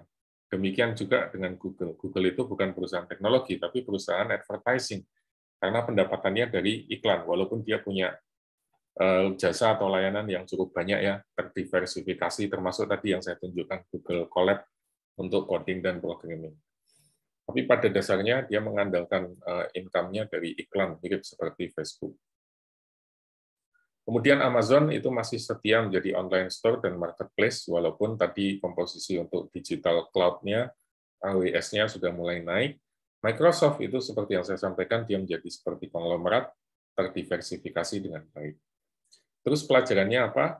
Nah, kalau kita kaitkan dengan strategi korporat, nanti Anda belajar tentang strategic management. Walaupun perusahaan ini berasal dari satu sektor atau industri yang sama, tapi revenue-nya itu bisa berbeda. Ini pelajaran yang perlu kita kita perhatikan sama-sama. Kalau contoh Indonesia mungkin kita bandingkan Traveloka, Gojek, Grab itu sama-sama perusahaan teknologi, tapi sumber pendapatannya bisa sangat berbeda. Sebagaimana Apple, Facebook, Google, Amazon itu semuanya teknologi, startup yang sudah berkembang jadi tinggi, tetapi jadi besar, tetapi sumber pendapatannya itu bisa sangat bervariasi. Ini yang kemudian akan berpengaruh di corporate strategy, karena kita harus hati-hati melihat, menghitung, menganalisis sumber revenue-nya dari mana. Kita tidak bisa membandingkan Apple dengan Facebook atau Facebook dengan Google, karena masing-masing punya source of revenue yang berbeda. Sama juga seperti Grab dengan Gojek ya, kalau dibandingkan kayaknya sama-sama perusahaan transportasi gitu, tapi ketika dibedah sumber pendapatannya mungkin bisa berbeda, bisa sangat berbeda. Itu mungkin takeaway yang sangat penting, lesson learn yang sangat penting. Ini berbeda sekali lagi dengan bisnis zaman konvensional, Mas dan Mbak sekalian. Sekali lagi kalau Anda jualan martabak, source of revenue Anda apa ya? Jelas kan, martabak. Semakin banyak martabak dijual, ya revenue Anda semakin tinggi. Anda punya bisnis kedai kopi, ya source of revenue Anda dari kedai kopi. Dari kopi yang Anda jual, semakin banyak porsi yang dijual, maka keuntungan Anda, revenue Anda semakin tinggi. Tapi di era digital ini nggak selalu demikian. Ketika misalnya Gojek punya driver banyak, apakah langsung otomatis revenue-nya naik? Ketika dia berpartner dengan banyak sekali mitra, misalnya, apakah langsung revenue-nya naik? Atau ketika Tokopedia dengan Gojek merger, terus kemudian revenue-nya berubah, itu kita perlu investigasi lebih dalam lagi. Mungkin itu dulu, Mas dan Mbak sekalian, sampai sini. Kalau ada pertanyaan, silakan. Sebelum kita lanjutkan. Tadi kita sudah bahas ya, apa itu inovasi digital, apa itu teknologi digital, kemudian asumsi-asumsi yang berbeda, kemudian fundamental properties-nya, von Neumann arsitektur, reprogrammability dengan data homogenization, itu yang menjadi karakter utama. Kemudian konsekuensinya adalah menjadi convergence dan generativity. Lalu lesson learn-nya adalah ini, bahwa perusahaan itu akan berubah, corporate strategy-nya akan sangat berbeda, terutama kalau kita melihat source of revenue-nya, walaupun mereka sama-sama dari satu industri atau sektor yang sama. Ada komentar dulu mungkin sampai sini? Atau pertanyaan? Silakan. Bisa dipahami ya, bisa diikuti Mas dan Mbak sekalian. Siapa? Oke. Nah, tadi satu lagi yang generativity belum sempat terbahas adalah bahwa sesuai dengan namanya dia akan generate something. Generate something ini implikasinya atau konsekuensinya adalah procrastinated binding of form dan function. Jadi procrastinated itu namanya menunda, mengulur-ngulur waktu. Nah, kalau ada tugas terus nanti aja lah kalau udah mepet-mepet deadline, nah itu istilahnya procrastination. Form dan function itu bentuk dan fungsi. Ini nyambung dengan tadi yang pertama saya sampaikan bahwa kalau Anda beli handphone, itu tidak serta-merta bisa langsung dinikmati dalam tanda kutip ya. Karena kita masih terus bisa memperbaiki, kita masih terus bisa upgrade, kita ganti memorinya lebih besar, kita akan update aplikasinya versi yang lebih tinggi, dan seterusnya. Lalu tadi juga sudah saya sampaikan, weeks of innovation, inovasi di satu tempat itu akan meningkatkan atau mendorong inovasi di tempat lain. Kalau 3D visualization diterapkan di biro arsitek, maka di konstruksinya, proyek konstruksinya juga akan mengikuti. Nanti akan di manufakturnya juga akan menggunakan 3D printing dan seterusnya. Jadi semua industri dari hulu ke hilir akan cenderung mengadopsi hal yang sama. Kemudian yang terakhir adalah meninggalkan derivative innovation, jejak-jejak ya, jejak-jejak digital yang kemudian ini akan menjadi apa yang kita sebut sebagai big data.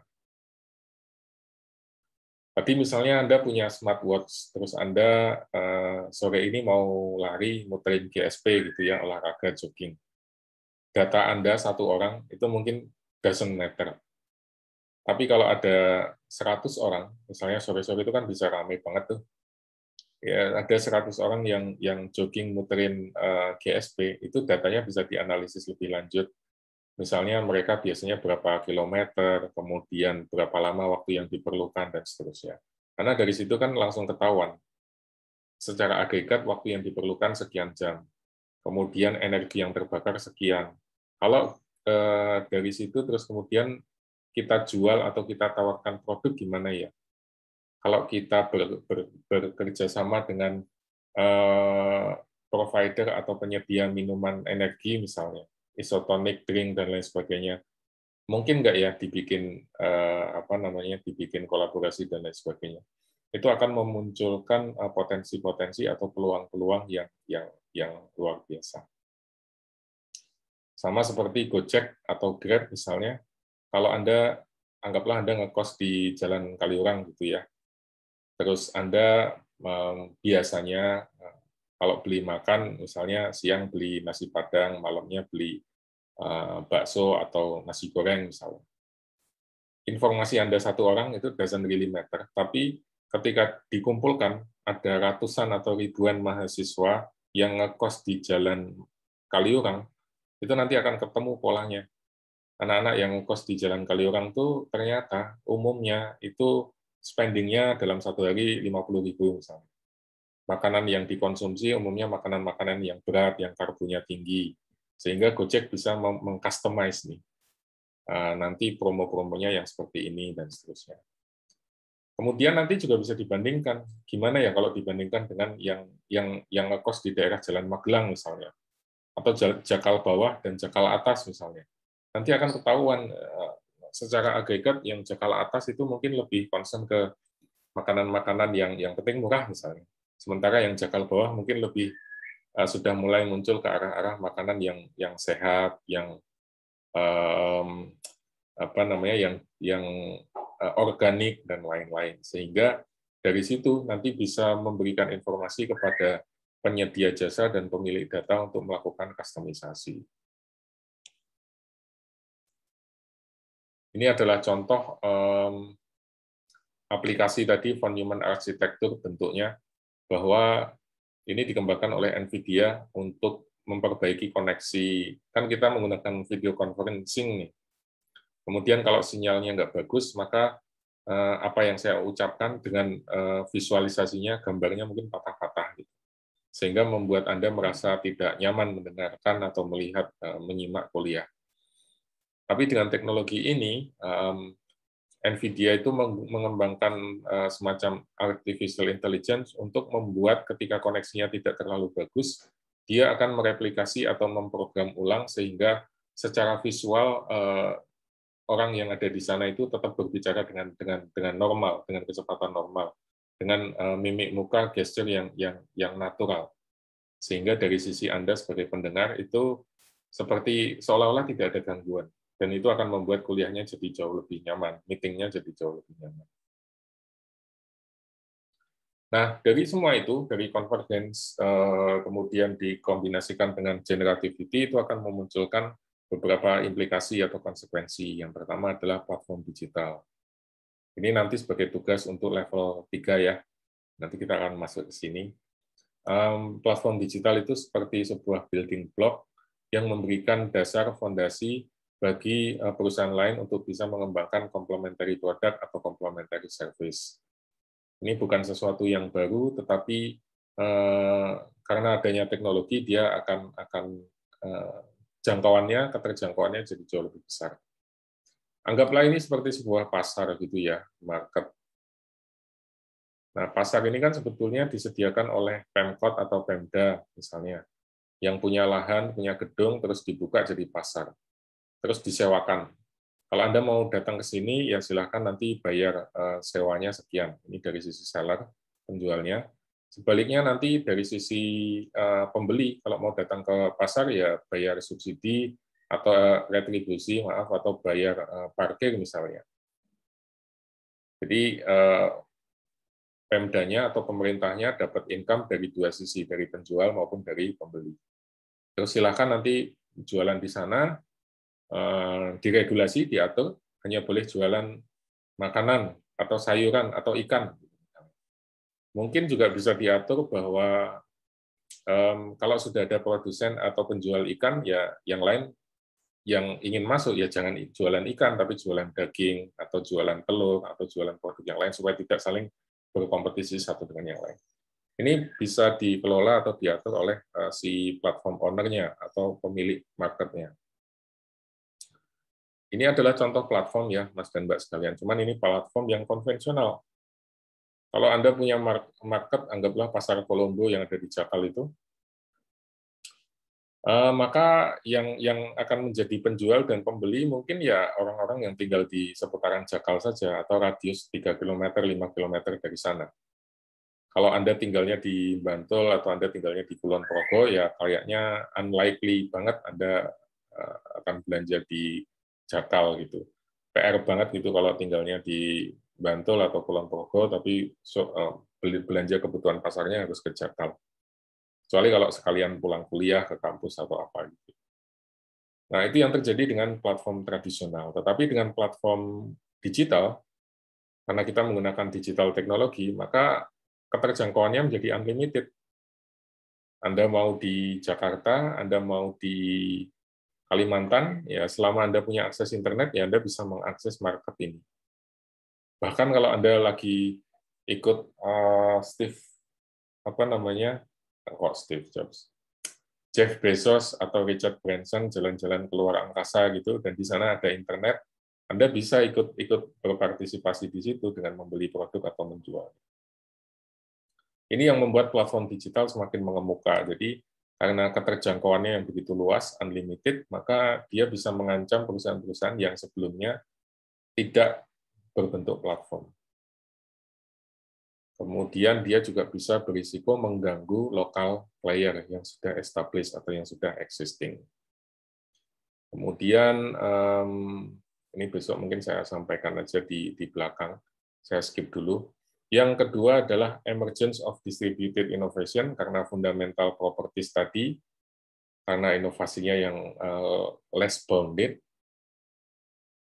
maka inovasi itu akan semakin terdemokratisasi, akan semakin tersebar ke lintas organisasi. Kemudian bentuknya akan semakin heterogen, macam-macam. Walaupun nanti akan mengunci atau akan terpilih satu bentuk yang seragam begitu ya, tetapi sebelum itu tercapai biasanya akan banyak sekali pilihan-pilihan yang ada. Nanti akan saya tunjukkan di belakang.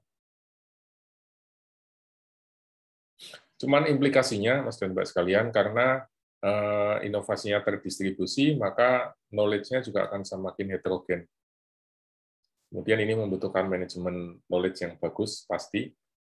Kemudian akan memunculkan risiko dan unintended consequences yang kita tidak tahu, karena kita menghubungkan atau mengaitkan satu industri dengan industri yang lain. Ini contoh dari betapa jejaring sebuah perusahaan, ya kalau tadi contohnya adalah Apple, sekarang adalah Google, Alphabet. Anda bisa lihat di sini channelnya itu banyak sekali, mulai dari yang mengembangkan artificial intelligence, self-driving car, yang mengembangkan hiburan, YouTube, cloud service, kemudian Android, mengembangkan hardware, dan lain-lain, itu luar biasa besarnya. Kemudian semakin terdistribusi, karena ini biasanya ada perusahaan bagus nanti diakuisisi atau nanti bisa dijual dan lain-lain. Lalu yang terakhir adalah combinational innovation. Jadi semakin banyak inovasi yang mengkombinasikan apa yang sudah ada. Smartwatch tadi adalah jam biasa, tetapi dikombinasikan dengan chip atau sensor sehingga menjadi smartwatch. Kemudian mungkin Anda punya sepatu untuk lari, sepatu jogging, itu sepatu biasa, tapi di dalamnya ada microchip-nya, ada IoT-nya sehingga bisa terhubung ke Strava atau ke Endomondo, bisa memonitor berapa larinya, berapa jauh Anda berlari, kalori yang terbakar, dan lain-lain.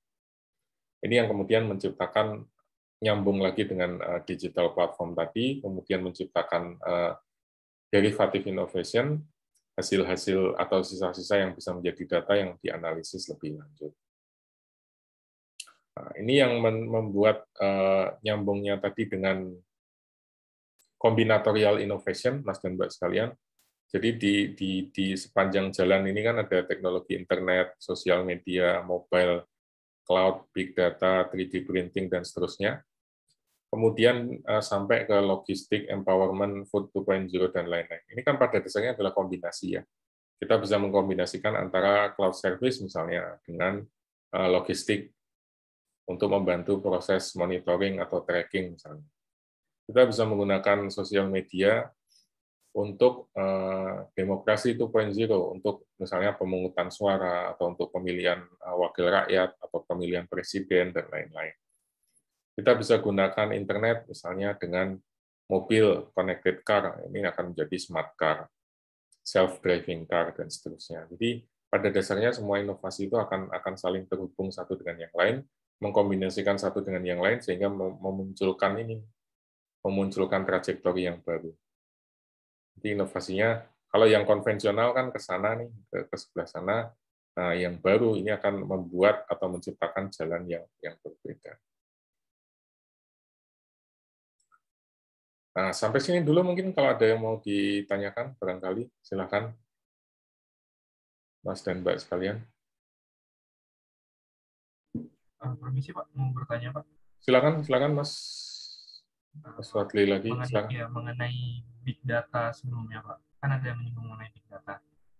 Memang tidak bisa dipungkiri kan Pak, kalau misalnya big data itu membantu sekali untuk analisis. Nah, cuman kan ada informasi user yang ada di dalam big data tersebut.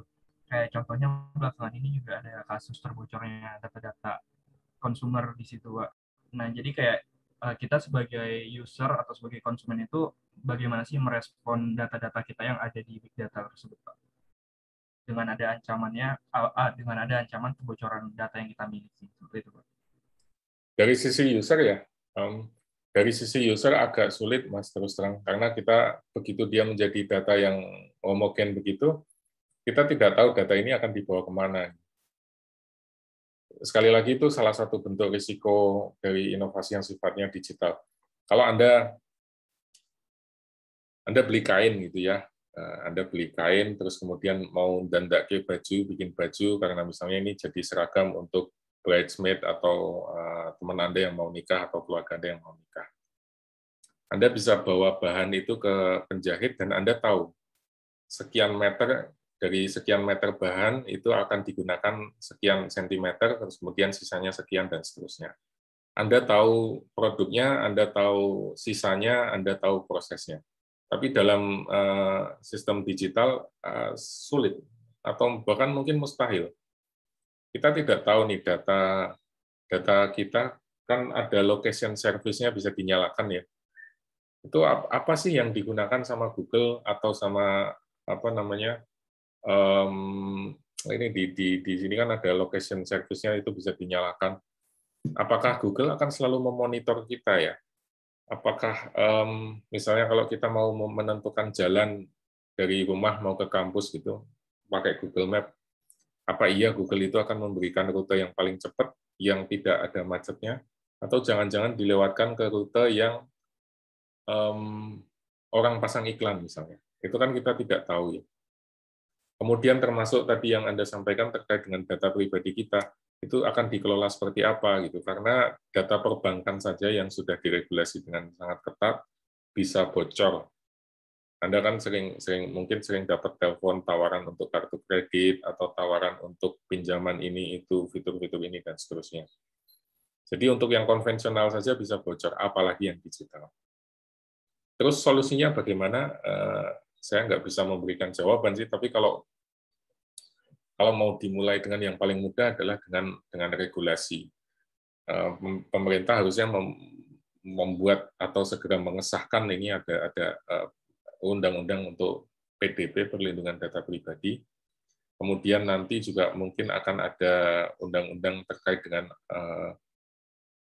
penyedia jasa over the top. Jadi seperti Google dan Facebook itu kan over the top istilahnya karena dia tidak berada di Indonesia, sehingga datanya itu kan ada di luar negeri, di cloud ya. Kemudian cloud itu kan juga biasanya punya mirror, punya replikanya. Ada yang satu di Asia Pasifik, mungkin ada satu di Eropa, mungkin ada satu lagi di Amerika dan seterusnya, sehingga dia akan mencari mirror yang paling dekat supaya aksesnya jauh lebih cepat. Tapi regulasi kita kan tidak mengatur itu. Kalau di Indonesia itu badan hukum ya harusnya datanya berada di wilayah Republik Indonesia. Nah, ketika kita bicara data dalam konteks digital kayak gitu, ya susah akan dibikin boundary-nya. Karena oke lah dia punya server di Indonesia, tapi kan dia dibuat mirror-nya atau dibuat backup-nya di Amerika. Itu regulasinya kayak apa? Itu juga yang mungkin menjadi catatan ya, yang PR besarnya buat pemerintah. Selama itu belum ada, payung hukumnya belum jelas, kayaknya kita masih akan dalam posisi yang selalu dirugikan. Yang konvensional saja masih terjadi pelanggaran, apalagi yang digital. Mohon maaf kalau jawabannya mengecewakan, tapi faktanya kayaknya begitu sih, Mas Fadil. Baik, terima kasih, Pak. Ada lagi mungkin yang lain, Mas dan Mbak sekalian? Pak Novi. Yuk, Mbak Ratri, silakan. Oh iya, mau izin tanya, Pak. Mungkin tadi saya juga salah. Mungkin tadi saya juga kurang jelas atau bagaimana. Tadi saya sempat mendengar bagaimana digital inovasi itu jangan sampai untuk merusak atau mengganggu yang sudah ada gitu ya Pak, lokal SME yang sudah ada. Nah, itu kan sebenarnya sulit untuk dijangkau ya Pak, sulit untuk dilakukan gitu. Sebenarnya gimana sih Pak biar para pelaku bisnis atau yang ngedevelop itu tuh juga memperhatikan yang sudah ada, jangan sampai mereka tidak tertinggal, itu gimana ya Pak? Gimana untuk membantunya gitu Pak? Kalau dari saya nangkepnya tadi. Sebetulnya masalah-masalah yang tadi Anda tanyakan, terus juga sebelumnya Mas Fadil itu bisa dilihat dari dua sisi ya, dalam artian kita bisa lihat dari atas maupun dari bawah. Dari atas yang sifatnya top-down, itu tentu saja harus dikuatkan dengan regulasi, misalnya perlindungan konsumen, kemudian data privacy, dan lain-lain, itu harus dari pemerintah punya payung hukum yang kuat. Kemudian dari sisi kita, dari sisi user, ya kita harus hati-hati. Password-nya jangan yang mudah dihafal, yang mudah di-generate. Terus kemudian kita meletakkan password itu juga jangan sembarangan, jangan terus kemudian ditulis, terus kemudian, ya orang kan bisa membuat social engineering ya, merekayasa, menduga-duga produknya, password-nya itu dari tanggal lahir Anda, atau mungkin dari nama ibu kandung, atau mungkin dari alamat, atau dari apa namanya nama nama pacar Anda misalnya, dan seterusnya. Jadi menurut saya kalau ada masalah-masalah semacam itu, kita harus dua-duanya jalan nih, bottom up-nya maupun dari sisi top down-nya. Kalau tadi kasus kebocoran data dan lain-lain, ya harusnya pemerintah menyiapkan aturan hukum yang benar. Kemudian kalau ada pelanggaran, ya beneran disanksi. Kalau Tokopedia misalnya dulu ada terjadi kebocoran, ya harus dihukum, diberikan penalti gitu. Sementara dari sisi kita, user, ya kita harus sadar bahwa ada risiko itu. Jadi data pribadi harusnya disimpan di tempat-tempat yang memang ya jangan disebarluaskan dengan abai gitu ya. Kita harus mulai memperhitungkan tentang itu. Kemudian kaitannya dengan tadi yang Anda sampaikan soal merusak market yang sudah ada, ya sama juga sih Mbak, pendekatannya dari top down dan bottom up. Kalau dari sisi pemerintah tentu dia harus punya kebijakan yang sifatnya afirmatif ya. Jadi dengan adanya marketplace, ini contoh nih, marketplace itu kan membuat produk dari luar mudah masuk ke Indonesia. Misalnya produk-produk dari Cina itu masuk ke Shopee, ke Tokopedia, dan lain-lain. Nah, pemerintah terus kemudian lewat Kominfo bikin aturan, kalau itu dari luar negeri harus diblokir, atau akunnya ditutup, atau produknya disuspend, dan seterusnya. Untuk melindungi UMKM lokal. Itu dari sisi luar ya, dari sisi top down, dari sisi atas, dari sisi pemerintah. Pemerintah bikin kebijakan yang melindungi UMKM supaya mereka tetap bisa bersaing, karena harga barang yang kita beli dari China kan luar biasa murahnya, nggak masuk akal gitu, bahkan bisa jauh lebih mahal daripada kalau kita beli produk lokal sendiri. Maka perlu ada kebijakan semacam ini. Tapi dari sisi lain, bottom up juga harus dilakukan. Kalau kita sebagai pengusaha UMKM, ya kita harus berinovasi. Kita harus bikin produk yang unik, kita harus bikin produk yang mungkin lebih murah kalau memang kita mau fokus di cost leadership. Atau ya bikin ya tadi ada muatan lokalnya, ada muatan seninya, ada unsur kreativitinya, dan seterusnya.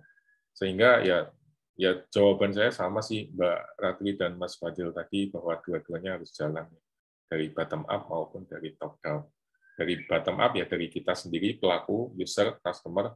Dari top down ya dari pemerintah membuat kebijakan. Idealnya begitu. Baik Pak, makasih Pak. Oke, ada lagi mungkin yang mau disampaikan atau ditanyakan?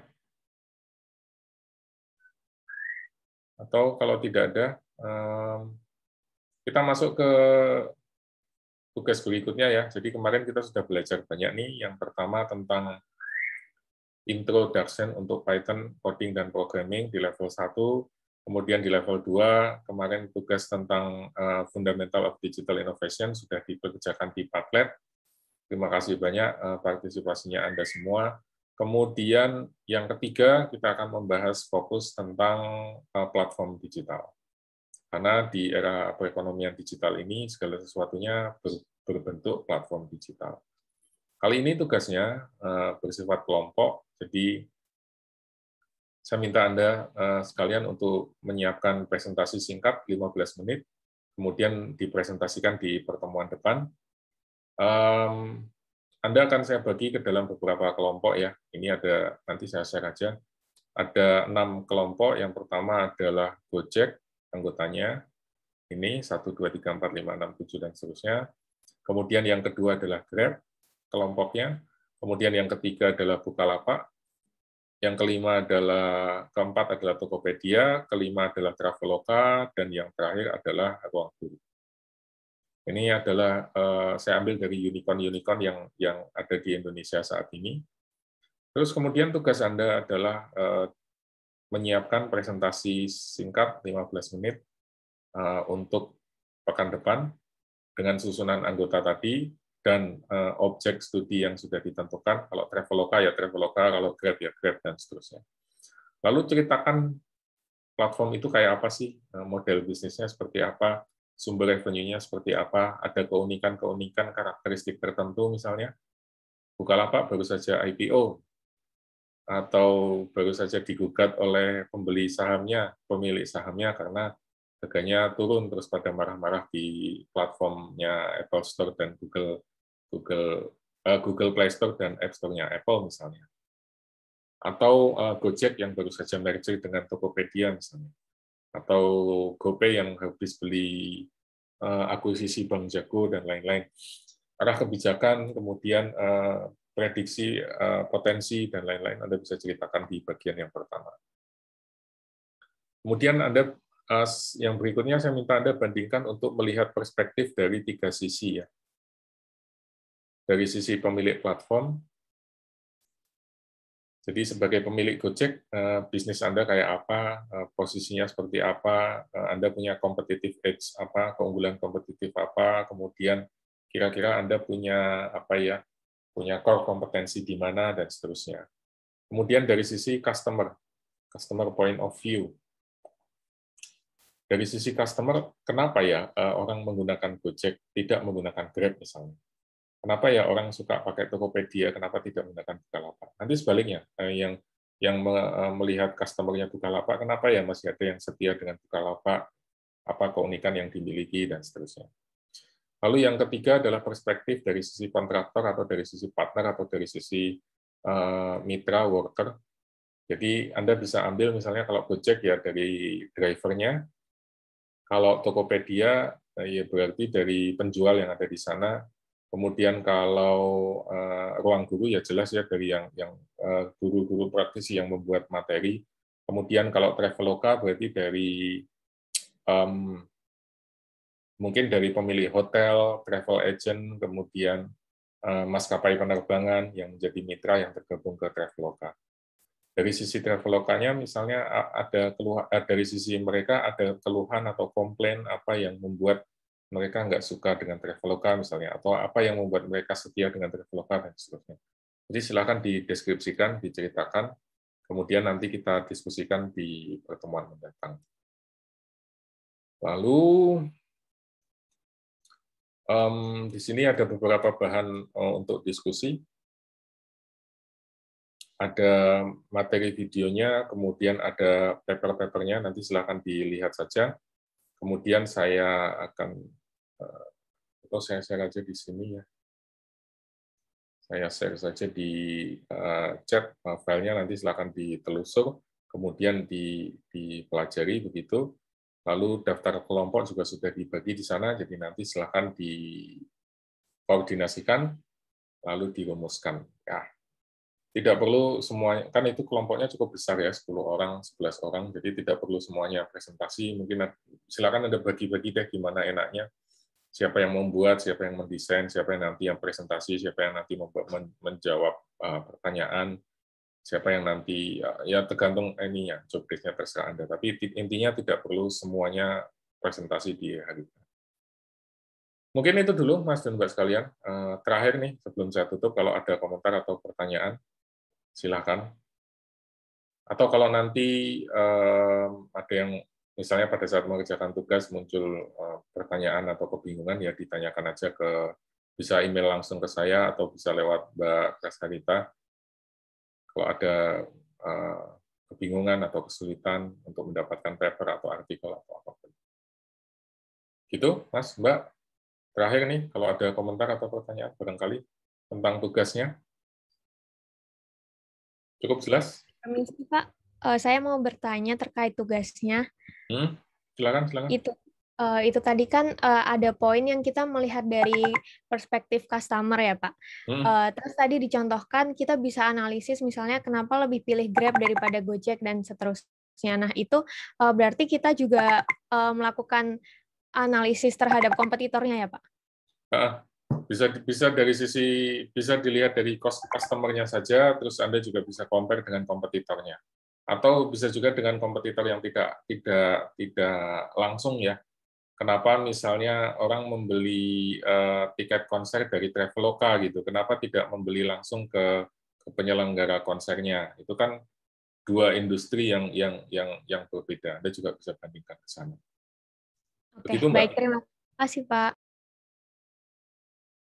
Kalau tidak ada, selamat mengerjakan. Silakan disiapkan dengan baik. Nanti kalau ada pertanyaan, email aja langsung ke saya atau ditanyakan ke Mbak Kasarita. Terus kita ketemu lagi insya Allah pekan depan. Presentasi kelompok untuk yang di level 3 ini tentang platform digital. Terus silakan disiapkan dengan baik, kumpulkan data-datanya, sumbernya yang relevan, supaya nanti kita bisa diskusikan. Kalau kelompok satu presentasi, nanti silakan yang lain menanggapi ya, atau bertanya begitu, tidak harus yang kompetitor langsung. Misalnya yang kelompok Gojek presentasi, tidak harus Gojek yang Grab yang bertanya, tapi juga dari Traveloka atau dari Bukalapak bisa ikutan bertanya, berpartisipasi. Itu dulu Mas dan Mbak sekalian untuk sesi kita pada siang dan sore hari ini. Terima kasih banyak atas kehadirannya. Mungkin saya cukupkan dulu sampai di sini. Sehat-sehat selalu semuanya. Bila taufiq wal hidayah. Assalamualaikum warahmatullahi wabarakatuh. Waalaikumsalam. Terima kasih, Pak. Terima kasih, Pak. Ya, sampai ketemu minggu depan.